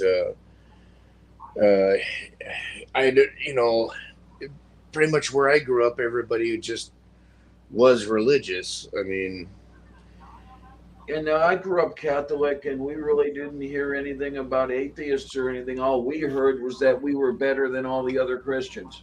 Yeah, I grew up Southern Baptist. And ours wasn't. If they weren't Christian, they worshiped the devil. So it didn't matter what religion they are; they were devil worshippers. So, do you think a lot of this New Age stuff is because of the Richard Dawkins, Christopher Hitchens era of when they were kicking the crap out of Christianity 15, 20 years ago? No. Mm-hmm. Yeah, because there was a major pagan revival that started in the 80s. So there obviously was quite a sizable group of people who had it with organized religion by then. Yeah. And that was another thing. It may have accelerated since then, but it was going on for decades before. It's just one of those things that no one seemed to care about. And now it's like, when I say I'm atheist, there's Christians I know that literally have stopped talking to me because of it. Yeah. I think also, it's being on the internet and seeing, the whole country, because it's like, we really have very few evangelicals in the Midwest, but talking to people in the southern states, there's obviously a lot more of it down there. Oh, they would have stopped talking to you back then if they found out, like back in the years ago. It's just that now it's more widespread because internet. Yeah, well, that's what I mean. That I'm hearing about it more. That there's a lot more of them than I would have realized. Like, I originally went on YouTube because I found out that there were other people that didn't believe in Jesus, and I'm like, well, can't talk about it, here in my hometown, but I can go on the internet and listen to other people talk about it and pretend like, I'm not alone. I loved the God bashing. I was like, oh my gosh, people actually feel the same way I do. So yeah, I loved it at first. I absolutely was. The first time I heard someone say "fuck God," I was like, oh, did they really just say that out loud on YouTube? Hell yeah, exactly. And eventually I just figured out that I'm more of an apatheist, because my thing is like, even if there was proof that God exists, I wouldn't worship them because it's like a dick. Yeah, that's my position. I honestly don't care whether or not God exists. I'm only concerned with the people who are trying to use their religion to push public policy and make laws. Bingo. That's it right there. Exactly. True. If God's real, then blatant Stargate analogy coming, then I'm going to hop into Alkesh, get 3 of my friends, and handle it. Because if God's real, then so are Egyptian spaceships, like in Stargate. Yeah. Well, Doorknob had asked, does God have holes for giggling adult time activities? Well, God had a wife. Wasn't Asherah supposed to have been Yahweh's wife? Because it kind of depends on your reading of it. It's entirely possible that God was the wife, because in the Torah, Yahweh is actually a feminine form. Oh, okay. Oh, wow. Some Christians don't like you to bring up. What's that, Doc? I was gonna ask if anyone thinks God does pegging. God's into all of it if it's happening, right? If it exists, God created it. Yeah, right. God is a dominatrix. It's official, and she likes it when you're on your knees. Pegging, huh? I think we may have a new theory on what the obelisks were for. So many things. Many things just popping into my mind right now. Does that mean God invented the human centipede?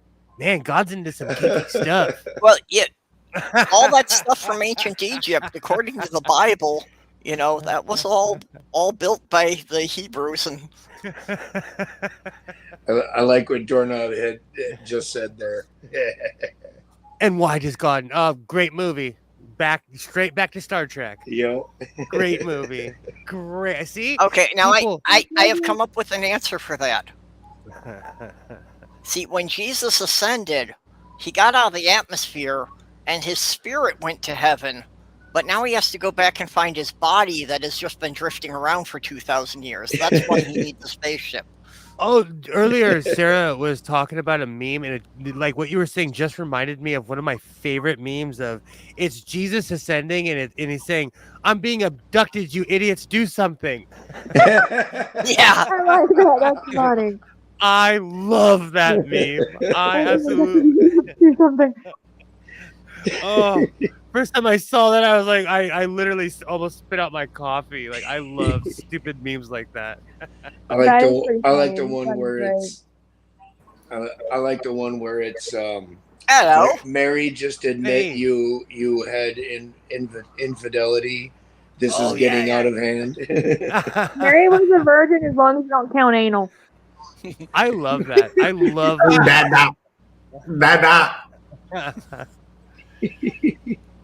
I love that meme, dog. I've seen that.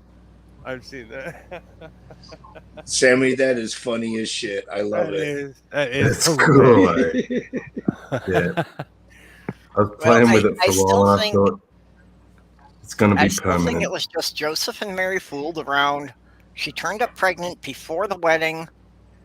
You know, Joseph's mother, Joseph said he still loved her. He didn't want anybody to hurt her.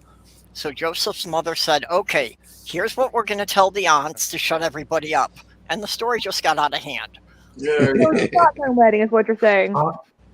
This sounds I exactly like always something a imagined Jewish that mother would have Joseph- come up with, and I knew a lot of Jewish mothers. Yeah. Not even like a Jewish mother, like a I agree Christian with mother that, would come up except with that shit. that I imagined Joseph was like this huge simpleton Yes. and a major simp, and he just had no clue. She's like, it was God. He's like, oh, okay, honey. I So you're like believe you." Joseph is just like one of those people. Like, he dumb, but he's sweet. Yeah. Yeah, you couldn't get away with that shit around here. Absolutely. It makes sense. Joseph was a total cuck. Total. Ancient cuck. Cuck the original. The The original. OG cuck. The holy cuck. I'm sure there's a porn parody of that somewhere. Pope. cuck. Pope. Dude, the cuck of the covenant. Pope Cuck the First. Again, I'm pretty sure there's got to be a porn parody of that somewhere. Oh, yeah, I'm sure of it. And Joseph didn't have a brother. Do not type in Jesus fucking Christ into a search engine. Oh my god! know- So there used to be like an animation of that. I posted that on my Facebook like years ago as a joke. Yes, I saw the GIF. That's what I was thinking of. And I thought that I had like my mom and like most of my family blocked. No, I did not. Like 5 minutes after I posted that shit, my phone blows up from people like, report that right now. Like, no. Thanks, effort. I'm not removing shit. Fuck you. I got hate on Facebook. I posted a picture of the Pope holding up, instead of the Eucharist, he was holding up a Slayer CD. And I got hate for that. This is funny. For the longest time, my Facebook photo was Johnny 5 from Short Circuit, dressed as Pope. This is Pope Johnny 5. I'm still friends with a lot of Catholic people, and I forgot. They were like, come on. And I'm like, we're old. You should not be DMing me and complaining about my background picture on Facebook.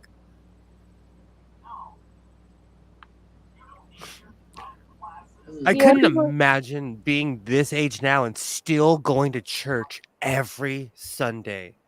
especially Catholic Church, when you can walk in January 1st, go up to the missal, and it literally tells you the entire sermon for the entire year. Yeah. You know? Do they still have 3 cycles? Back when I was still doing the rounds, they had 3 annual cycles that would repeat. So every 3rd year, it would be exactly the same. Yeah. Yes, the same curriculums. Yes, they still do that. Okay. Oh yeah, because I have family that is still go to the same old church that I grew up in. Oh yeah, the Catholic Church it's predictable. You know, why would you ruin your racket? Just like Vegas, why ruin a good thing? You know, Vegas is the same thing over and over because they're robbing you, and so is the Catholic Church. But you just have. That is one thing a couple of my relatives did say, is that they miss the ritual and everything else from, say, 70 years ago, you know, before Vatican II. Is they liked that regimentation. Wait a minute. So, Diana, are you saying that Catholicism only recorded 3 seasons and it's just been playing repeats for 2,000 years? Yeah. Yeah. So many reruns. It's ridiculous. They invented, what the hell do they call that? I was never aware of that one. Where else do you go besides a casino and give money, or like a Narcotics Anonymous meeting or Alcoholics Anonymous meeting, and randomly give money? Casinos are fun. Exactly. You can get hammered at a casino or see a good show. You know, I saw the Scorpions at a casino. I have this weird obsession with the Scorpions. I've seen them at the LA County Fair. I've seen them at the Whiskey. I've seen them all over Vegas. Well, hey, if not for the fact that they could kill you, they're actually pretty cool creatures. And a great band. I hear they glow under black lights too. I have a coworker that everyone thinks is gay, and he's gone to Vegas to see Cher and Celine Dion. And for Cher, the opening act was Cyndi Lauper. They're very popular with like gay people. And he was just so shocked that there were a lot of gay men at the concert. He's like freaking out because like a gay couple started making out beside him. And it was like, so we thought that you were gay. And it's like, no, he's not gay. He's just very flamboyant guy. He's amazing though. I love that coworker. But it was just so great seeing him freak out about, or hearing him freak out about the fact that there's like 2 guys making out beside him. Oh man, if you don't want to see 2 guys making out, don't go to Vegas. Yeah, don't go to Vegas, and don't go to a Cyndi Lauper / Cher concert in Vegas specifically. Vegas is super, super gay. That's why I wasn't surprised when Vegas turned blue. Or I'm sorry, the state of Nevada turned blue, because people in Vegas, you know, most people that are in the entertainment industry that work there are some sort of LGBTQIA+, and they now have Miss Trans Universe every year in Vegas now. Okay. Well, hey, Vegas's entire industry. Jeez. Oh. I'm sure that people have done something stupid like that. Vegas's entire industry, though, is just, you know, basically based on debauchery. So I can't see how they could ever be Republican. Yeah. I want to go to Vegas at some point. There's things that go on there that I don't talk about. I absolutely miss that place. So what do you? I've never been to Vegas. What happens in Vegas actually does stay in Vegas. Absolutely, and I always tell Doc this. I always weirdly end up meeting a woman from Iowa. At least my last like 6 or 7 trips. I think I always go like with like the the Iowa moms or something. Like we have the same gambling habits. I don't know. There's a lot of people around here who do enjoy their gambling. It's the weirdest thing. And there's a ton of conventions in Vegas. See, I would go to Vegas with a good quality hidden camera so that then I could approach people and say, what happens in Vegas stays in Vegas if you were willing to pay the price. There you go. It's very true. You know, I've been watching you for the last 2 hours and could send this to your wife, or you could give me $5,000. So some of the people from like the swingers club that I go to, they've gone to Vegas. We went to Disney together a couple times, SeaWorld and all that stuff. But I didn't get to go with them to Vegas because every time they went to Vegas was whenever I could not ask for time off because there's like certain days my work will not let you take off. Like you have to work those days. You cannot ask for them off at all, ever. And that made me sad. I'm really miss Vegas and they miss me. They send me mailers all the time. They're gonna send a blackjack dealer and a hooker to my house to ask me if I'm okay.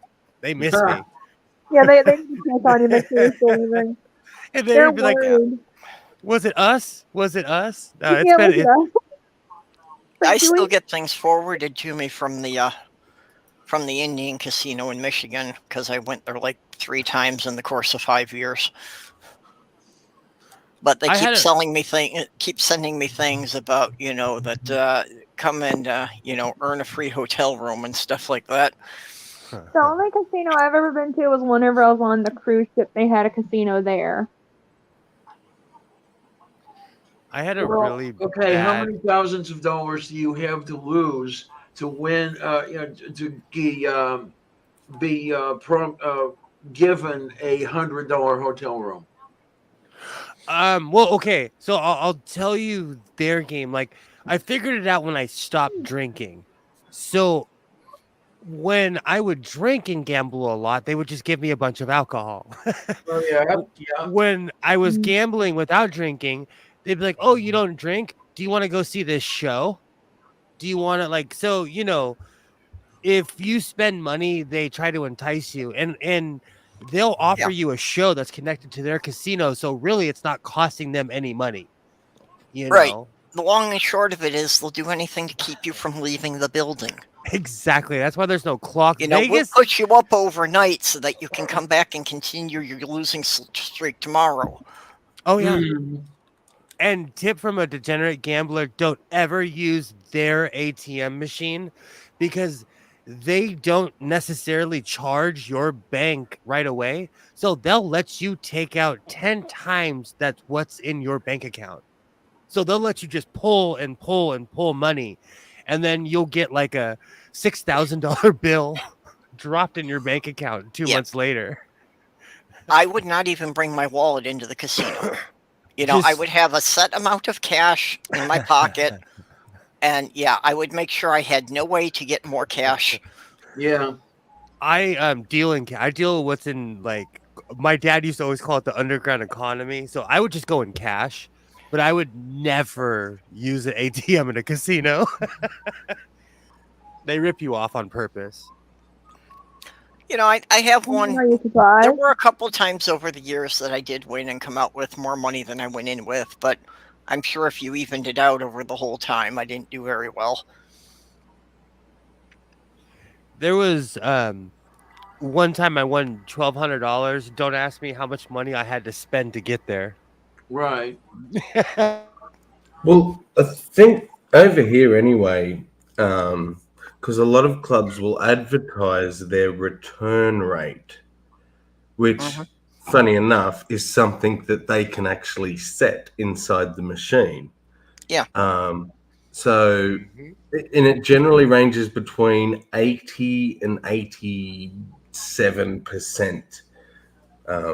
They'll say return. But their machines are paying out? But on what? Like, is that on a day's taking? Is that per person? Like, because the average person goes and puts the money in and walks away with nothing.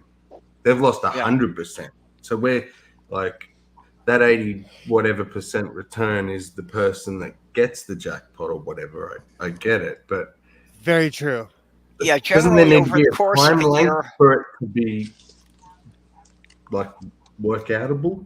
Does that make sense? Yeah, over the course of a year, most of the casinos in the U.S., I don't know about Vegas, but I mean, most of the ones on the Indian reservations usually have a payout of about 48%. It's just under half of what they take in that they give back. It's not even a cliche, but the house never loses. The house never loses. So I know even because I've won quite a few times, but how much money do I waste in gas? I end up shopping in their malls. I end up eating in their restaurants. I end up staying in their hotels. I end up buying their lighters. Like how much money do I really give back to them? Wow, and that's some shocking returns. They loved me once they figured out that I was a degenerate gambler. And I would come back every weekend. They were like, "Oh, we got a new one." They loved me. Yep. There mustn't be any sort of regulations on that, obviously. Well, see, that's the thing. Why they're on the Indian reservations, because those are actually considered to be separate nations within the U.S. So the states cannot regulate them. The federal government has some limited power of regulating them. The states have no regulation over them at all. They can't. In the state of Nevada, they will let you gamble your pink slip. You can gamble your house. Anything that's of worth value, if you have the title to it, they'll give you money value right then and there. 3 o'clock in the morning, they'll send someone out in the parking lot to appraise your car. I've seen it. Crazy. I can't do casinos at all. Don't like crowds, don't like gambling, and there's too many bright flashing lights. Yeah, I have no desire to gamble. I did all my gambling years ago on the stock market. I'm a degenerate at heart, so I like all the debauchery going on at once. And I won't even lie, that's the one thing I love about Vegas. It's that scene in Pinocchio when the kids are smoking cigars and they're turning into donkeys. Like it's the one place that I've been where it's legal to be an idiot for a weekend, and then schlep home and hope you saved enough money for gas. Yeah. Vegas is one of the few places I do want to go in the States. Just for the experience. Yeah. Not necessarily for the gambling.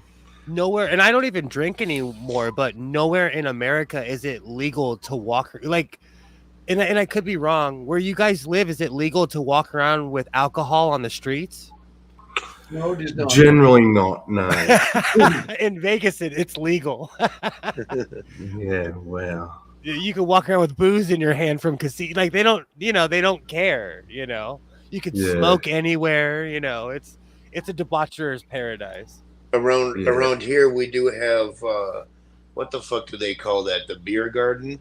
Like sometimes you can have a shindig uptown where it's where like in a certain section of town it'll be legal to carry. You walk around with your beer and stuff. Yeah, in Minnesota, it has to be a fenced-in area, basically, to make sure that, teenagers can't come in there without going through the gate. In the entire state of Nevada, and I could be wrong, but like in Reno as well, you can walk around with booze on the street. Nevada is a crazy place. They have some really cowboy laws, hardcore cowboy laws. Yeah, Doorknob Head, I guess we're all born botched, so... debauchery has to come later.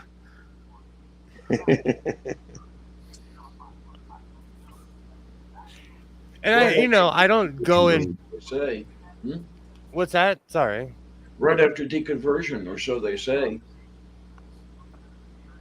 The debauchery. Oh, I was definitely debauched long before my deconversion. So. No, okay. It's just, I don't know what you're talking about. we call adulting like just being able to act like a teenager when you're in your 40s or 50s. That's adulting. No, Vegas, like, and don't take medical advice from Godless Sewing. You can get in trouble in Vegas. You can get rolled by a prostitute real quick if you pass out on the street. Like, Vegas is a hardcore place. I've known people that have gotten shot in North Vegas. If you go there, stay on the Strip. Stay in, like, all the tourist areas. Take medical advice from Godless Sewing. I'm a pirate, so beware. Well, okay, so we should take medical advice from Godless Sewing, and we should go to Dr. Ben for tailoring. Yeah, that's it. That's exactly what it is. I'm cutting that one. The state of healthcare in the States is one of the main reasons I haven't gone there yet. Yes, there is that. You know what? Our main healthcare plan is don't get sick. Oh yeah, pretty much. For me, I'll tell you. If you came here and got hurt, Sammy, your country would back you up. With the difference is, if we got hurt here, like, our country would not back us up. I know for a fact that your country would back you up. America, not so much. We have a saying, like, when someone's acting crazy, we're like, man, that guy must have health insurance, when they're trying to, like, pick a fight or something. Because... Oh yeah, we have that too. It's like they must be really well insured. Take care, doorknob head. No, it's true. Like, if someone's acting crazy, we're like, man, I wish I had health insurance like that guy. Exactly. You're not wrong. That's true, because I don't act like that, and I'm fully insured, and I don't act like that. Well, but you know who does act like that are adolescents. So it just shows that, yeah, some people have not grown beyond the stage of being a teenager. Very much so. I think that's another thing that shocked me online, was how immature people are. And I'm extremely immature. Wait, you mean to say there's immature people on the internet? No, but I mean, like habitually immature, like just giant crybabies.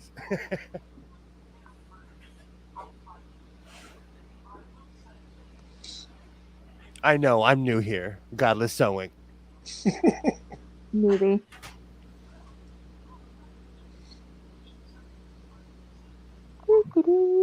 It's so cold in California that my heater's going off.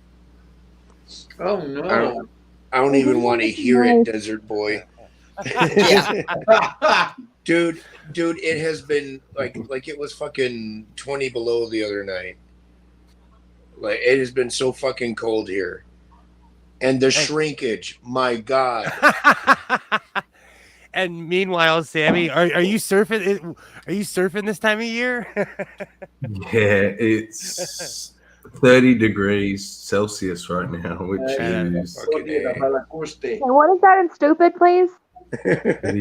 90 Celsius to Fahrenheit. Yeah, 86. Oh, that's beautiful. Jeez. Oh, that's beautiful. That's like average. Too hot. No. Mm-mm. That's average weather where I live. That is pretty hot. Nuh-uh. Yeah, it's. I mowed a big lawn today, and the grass was like 2.5, 3 feet tall and really thick, and now I have a headache and yeah. Oh. So it can be good weather if you're swimming or something, but it's not good for trying to get stuff done in the outdoors. Doesn't sound like it. Well, 87 is about the average temperature on my home planet. I had to be infused with antifreeze to be living here. Yeah, I'm definitely a desert dweller. That's like normal weather. Yeah, around here, it's... A couple of days ago, I think it was like Monday night, that we got down to like 27 below. Yikes. But that was late at night, I mean, during the sunrise, been warmer. Today it was almost above freezing.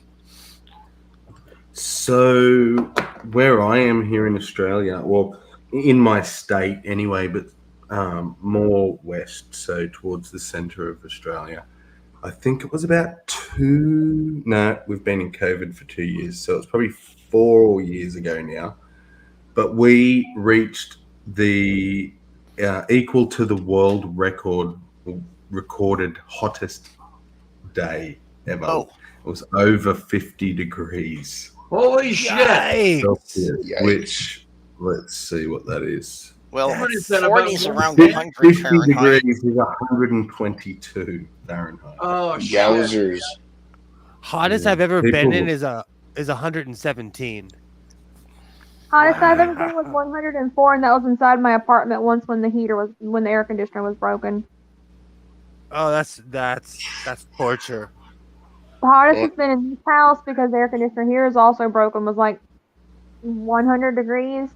That was before I got my portable air conditioner, though.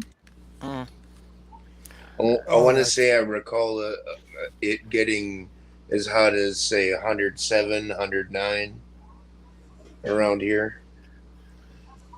I think we have had. Still ridiculous. Yeah, I think we have had a couple of record temperatures that were like 107. Yeah. It's not uncommon, at the end of July for us to get 103, 104 for a day or two. Yeah. This summer in Southern California, we had oh, sorry. That's really cool. A semi-famous YouTuber subscribed to me. So anyways, we had 2 weeks. That's really distracting. We had 2 weeks. Tell us who. We had 2 weeks of over 108 temperature. So every other day it was like 108, 105, 102, 108. It was unreal this year. Absolutely unreal. Wow. Well, we can get about 1 week a year that it basically highs around 100 every day. It's unreal. It gets unreal during the summer. And I forgot when I moved back from Oregon, because my body acclimated to being up north. When I came back to Southern California, I forgot, man. It's hot all year here. I'm not sure if I can trust the source, but I did read at one time that Minnesota has the highest range of temperature extremes between what we can get in January and what we can get at the end of July. I wouldn't be surprised.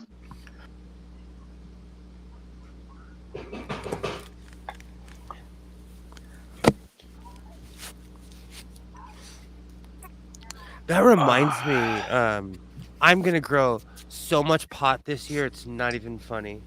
I've got my pods ready. I got my dirt ready.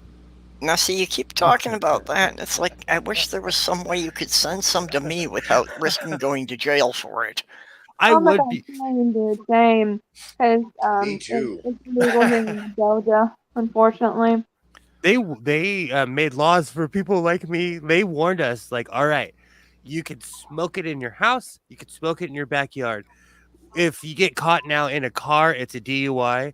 And like, if I was to get caught mailing it to you guys, they're gonna give me time like it's 1986. Oh, even worse. If you try to send it out of state, then it's a federal offense. Exactly. Oh, yeah.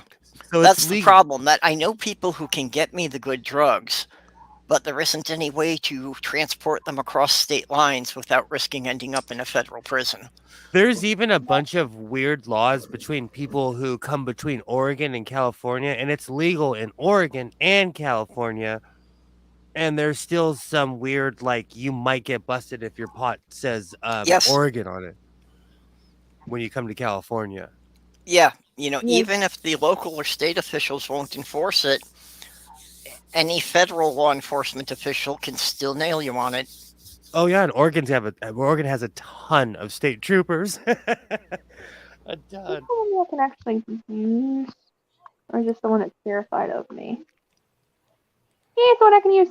Which I don't understand why pot is hated so. Like, I kind of do, but It's tradition at this point. Yeah. It's I just don't get it. It's like God. They can't let go. Doc should have the same rights that I have. Like right now, I can go to a shop and buy pot. I know a shop that's open 24 hours. They have guards. They have a lit parking lot. It's safe. I could go at any moment. Doc can't. You know, like that sucks. Yeah, I can. In Minnesota, you can only get it with a prescription. I can get jail time and thousands of dollars in fines. You can't really get it with a prescription here either, because the prescription's for like not even the real stuff. Well, I should say theoretically you can get it with a prescription, but all of the doctors are scared to death about writing the prescription because apparently there could be legal complications for them. Oh, that makes sense. Yeah, because I talked to my doctor about it because, you know, been trying to find anything that would help me sleep. And actually, the state has a list of conditions that it's been approved for by prescription. And I actually qualify under 5 different conditions on that list. But the doctors are still like, let's try something else. Well, yeah, they want to make sure they're safe because they don't want to lose their license or have to pay, huge ass fines for it. Yeah, well, and that's why the law is stupid and it sucks, because even the doctors who will acknowledge that this could be helpful for you, are not going to prescribe it because they don't want to deal with having to go to court over it. Yeah. If you lived here, they would give you a prescription for the heaviest stuff in a pillow. They would seriously be like, here's the heaviest pot we have. Have a good night. See, again, that's it's unreal to me. That's why, because I'm thinking about moving out of the state of California, and every time someone's like, oh, move to my state, the first question I ask is, pot legal there? Because it's legal in like Tennessee. It's legal in a lot of states. You'd be surprised. Well, Michigan legalized it like a year or two before I left. But again, it's more like it's theoretically legal. Exactly. Because it's legal to possess it or to smoke it, and it's legal to grow your own up to 12 plants. So that all sounds real good. It's still illegal to buy, sell, or trade it, or to buy or sell the seeds. Oh, that's... So if it somehow mysteriously appears in your home, you're good. But if you have to explain how you got it, you can still go to jail. I've been for how you've got it should always be, I don't know, just appeared here. Always been there. Bird droppings. That's great. Yeah, that too.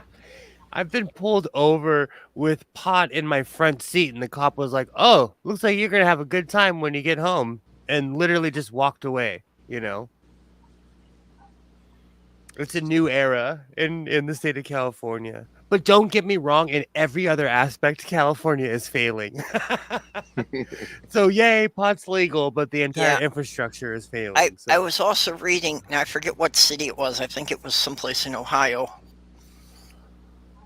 that, due to having so many problems, they had to send in an independent auditor to review the police department. And one of the irregularities they found in the bookkeeping was that 450 pounds of marijuana had disappeared from the evidence room in one day. Do you know how much weed that is? 450 pounds. You need to be taking this out on hand trucks. Do you know how is it that no one knows what happened and all the cameras in that corridor were conveniently off? Jeez. That's like a tractor trailer. Yes. Load. Yes. Because a pound of really good seedless weed would still be like a brick. It would be a good. I've got no idea how much that would be for that weight. Just 1 pound would be a brick. Would be like brick size. Just 1 pound, and that's condensed. So imagine Wow, that's well, I a was lot imagining of weed. it would be like bales of hay, but apparently it's even a lot more than that. Oh, it's thousands and thousands and thousands of dollars of weed. Around here, man, you'd go to prison around here for doing that. And we have corrupt cops, and they still don't steal weed.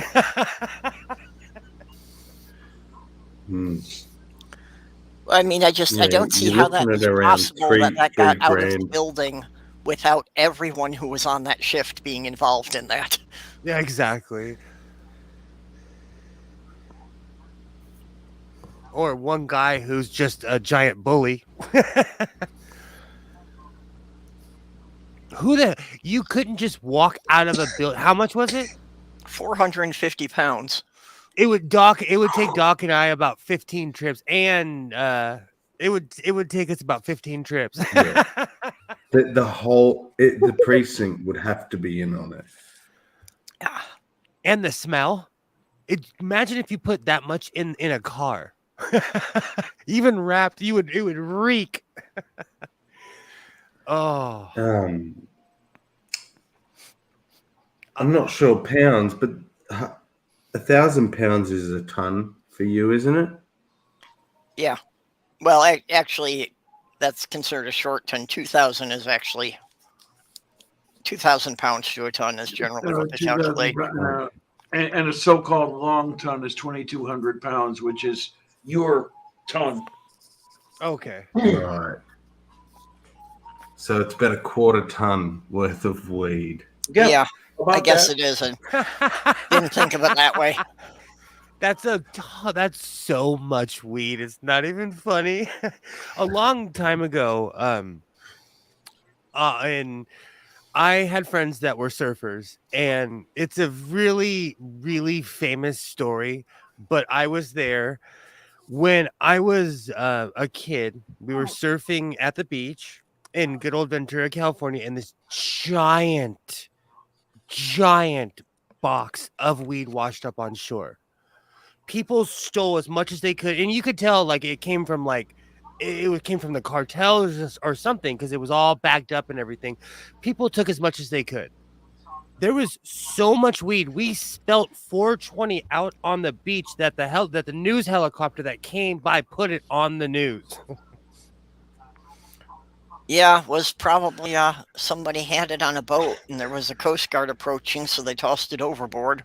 At least like 90 people walked away with like handfuls of weed. But my whole point is like 400 and something pounds, you wouldn't just be walking away with that at all in any way, shape, or form. Yeah.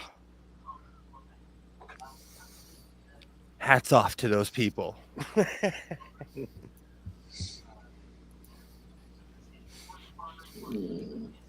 And people in California know that that's actually not rare for drugs to wash up on shore. Not rare at all. Not this far north, but like in San Diego, it happens all the time. You know, the sad thing is, especially when it's a tricky one when you're talking about drugs, you know, and dealers and the harm that they can do versus people's right, you know, to choose and stuff like that. But especially with weed, I think it really sucks when police take it from people. Yes.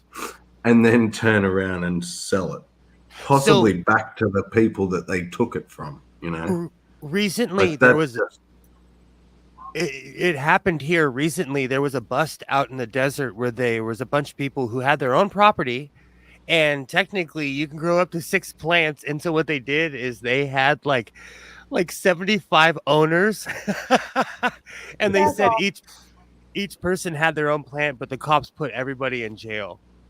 What sucks? And they took their weed, and then the cops sold the weed to a dispensary. And people were like, you know, F you. And the cops basically have to pay back the monetary value now of the weed to the people. Good. Wow, I'm surprised they actually got held to it. Yeah, same. Well, they don't like in the state of California, they still try to protect the citizen. They try to, but like I said about COVID, somebody actually has to enforce the law.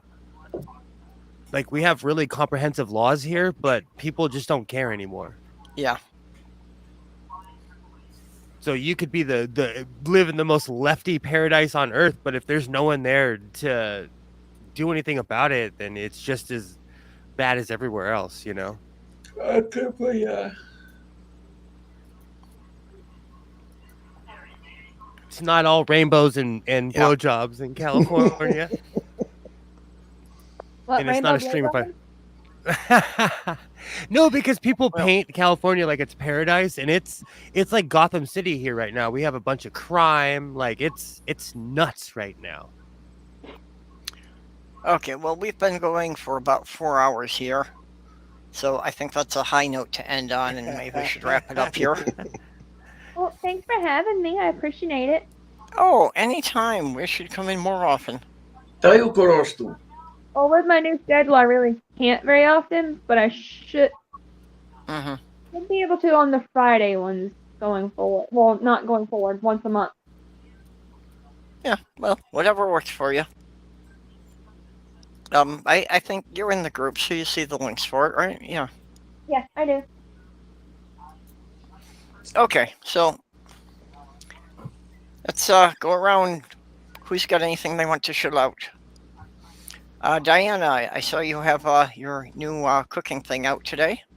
Yeah, that came out at 7 p.m. on Thursday, and I think about 2 people watched it, and everybody else said, "Ew!" I like your cooking thing. I did liver and onion this time. I'll still watch it. Liver don't like liver and onions, but I'm still gonna watch it because you're awesome. So I'll just put it on the background and pretend like I'm looking. Well, you know, to be fair, when you were in there taking out somebody's kidney, you might as well take the liver with it. There you go. There you go. If you're gonna murder somebody, you have to be, you know, a responsible cannibal. You have to eat the entire body. You don't wait. Well, no, Diana's just looking for a replacement liver. The problem is we can't tell if they're a match until after we've got the liver. Well, that's the thing. Kidney. That's the body Or the too, kidney, rather, yeah. Liver's gross. I don't care how you dress it up. Liver is disgusting. Yeah, And I agreed. can't get enough of it. I can't. Oh. And that was one of the. Well, what if your husband likes it? Like, well, fine, I'll learn how to make stupid things. Yeah, I have to say this is the first one of your cooking shows that I really have not been very interested in watching because it's not something I would ever make. Now, I still have a couple in the can that I have to edit yet. So are you saying if I make a video about cooking chitlins, you won't want to watch it? Chitlins is one of the few things I don't eat. I don't eat them now either, but I did when I was younger until my mom told me what they were because she got mad because I was idolizing my stepfather. And then I stopped eating them. But I still eat a lot of the weird stuff I ate when I was younger. Yeah, it's chitlins and tripe are a couple things I don't like. Tripe is so good. The only thing about tripe is it's hard to find it here without it being bleached. I have to go to the Latinx supermarket. Unfortunately, they don't deliver because they're the only place that has unbleached tripe. Okay. You can get it here in good old Southern California because they put it in menudo. Yeah, like there's a really big Mexican and just generally Latin community here, so they have their own supermarket. But the thing is, they don't deliver. So I mean, I can get it from like Walmart or Kroger, but theirs is always going to be the bleach type. You have to like take it forever and ever to get the bleach taste out of it. Yeah. No, I can't take the smell of tripe, so I could not eat it. Oh man, you want to talk about the smell is when you make kidneys, because you have to literally boil the piss out of them. Yeah. Yep. And my mom told me stories of my grandpa. Yeah, my mom told me stories of my grandpa boiling hog kidneys, and her mother would make him use like coffee cans and stuff like that. You're not cooking that in my damn dishes. There you go. Yeah, when you're boiling, I thought they had like a specific pot just for when he cooked chitlins because it smells. what you're doing, You get like shit. That's what it is. you're boiling the residual urea out of the kidneys. Yeah. And when you're boiling that in the water, it decomposes into ammonia and carbon dioxide. And that's why it smells so fucking bad. And you eat And then that? you eat it. You Yep. disgusting people. That is wrong. Savages. That's one of the few organs I have not eaten. Is kidney. Ugh. So what you're saying is that you're starting with piss and you're turning it into an industrial cleaner, and then you're going to eat it. Yeah, Ew. pretty much. Hey, I was raised by Eastern Europeans. I'll eat anything almost. She's Yeah. trying to find out suitable kidneys, so she has to do something with the kidneys that she takes that aren't good enough. Hey, There I'll you eat go. my. There you go. Oh, oh. All right, let me take my hat Um, off, and I'll I have chill. something. Oh, go ahead. Oh, Go yeah. ahead. Go ahead. Well, it's not for myself. I don't know if any of you have heard of it, but it's a new, I'm going to call it a website, but essentially it's a hub, and it's called Only Sky. I believe that may be a reference to John Lennon's Imagine There's No Heaven. But Oh, what wow. it is a group of atheist journalists, bloggers,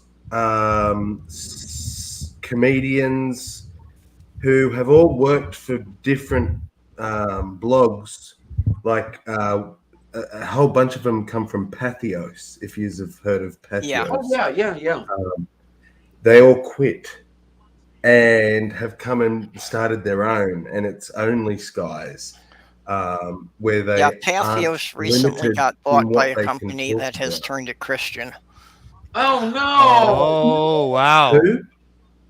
I forget the name of the company, but Holy shit. basically, Oh yeah, yes. you know, it is now, there's a very Christian slant to the reviewers. Yeah. Wow. So it includes the sexy voice thinking atheist. What's his name? Seth Andrews. Seth Andrews, Hemet Mehta, yeah, a whole bunch of, big named secularists, humanists, atheists. Yeah, I've been following Hemet Mehta's new podcast, and he's been talking about it a bit. So if you get the chance, Only Sky, it's called. Google it, and you should find them. And it's just, you'll like I said, it's a hub, so they want it to sort of eventually, hopefully, get big enough that, like, you might see what the age says on a particular thing, and you might want to know what the Catholics are saying on a particular matter. They hope to get big enough that they will also be a tool that people will want to look to see what secularists are thinking on certain topics and things. So yeah, I feel it needs to be shielded as much as possible, at least at the start, to give them a good chance to break into the climate. I guess it. Yeah, to give them a chance to get started, since they're So it's called making a home for all the secularists that need a place to publish without being worried about it. That's awesome. Exactly. Only Sky. Seraphim? Like Skynet.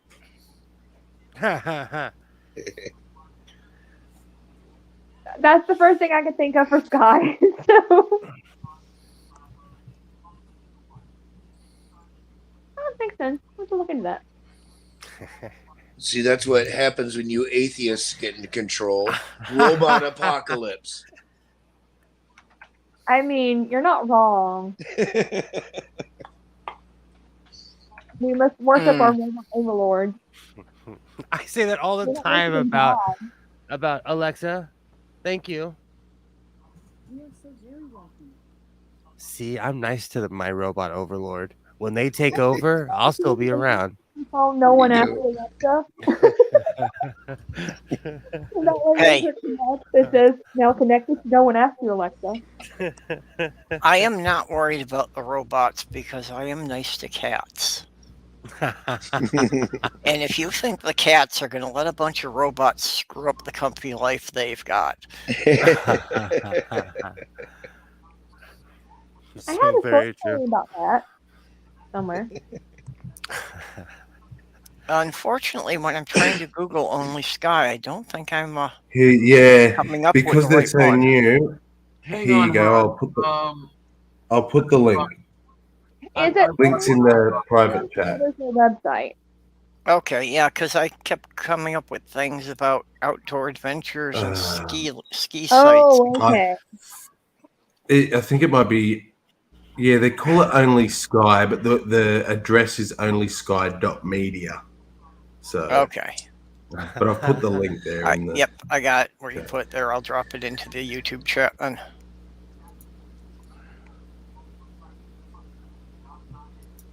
Oh, okay. And Diane already got for him at his blog on there, but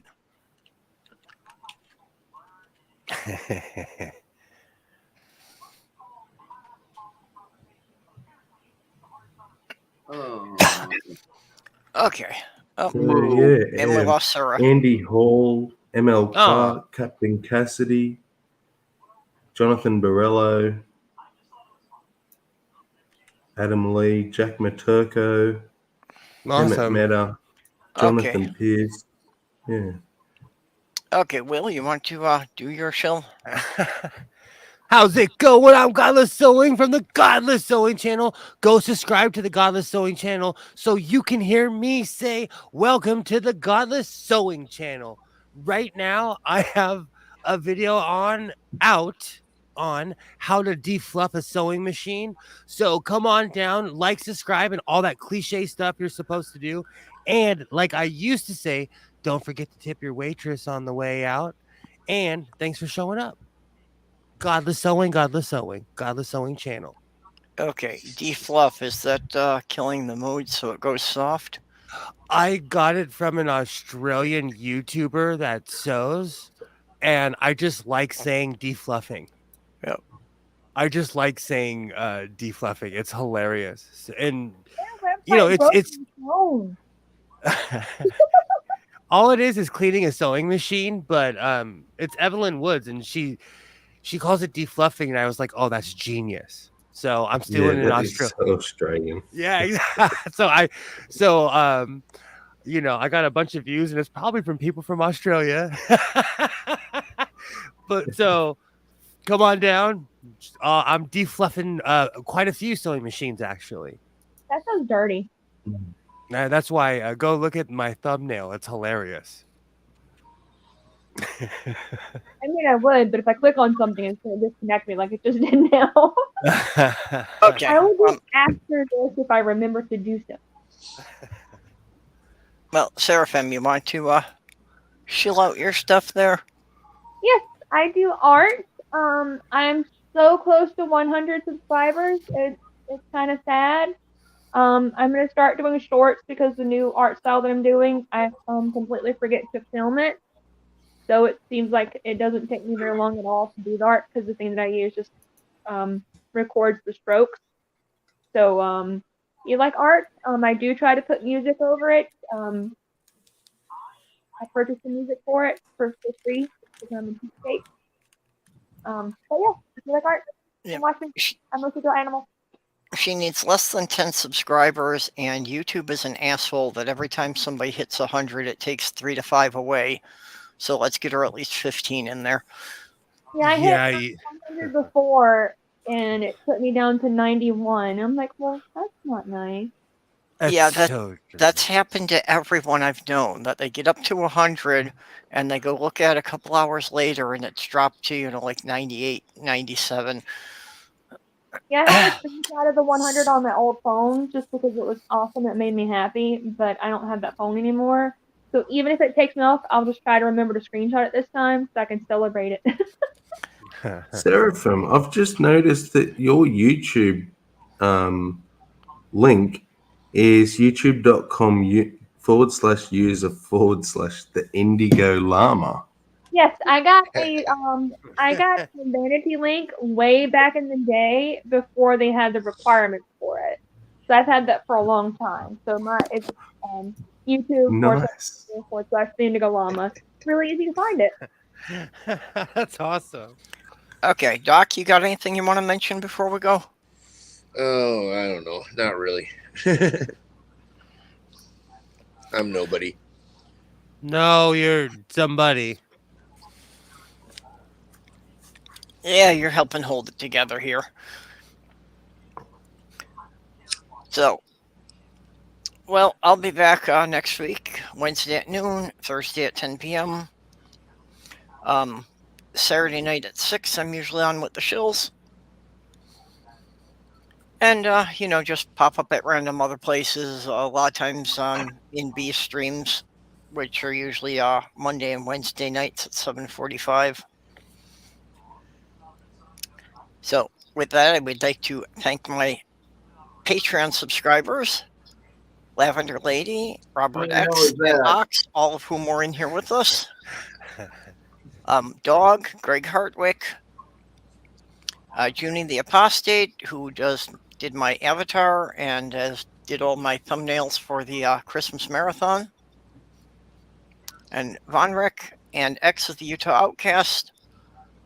Appreciate you all sending me a bit each month so that I can, keep things going. And I'm definitely going to be doing some updates. I've got the money's coming in a little faster than what I'm needing it, so I'm really thinking I might be using some of the extra to buy some artwork for the channel.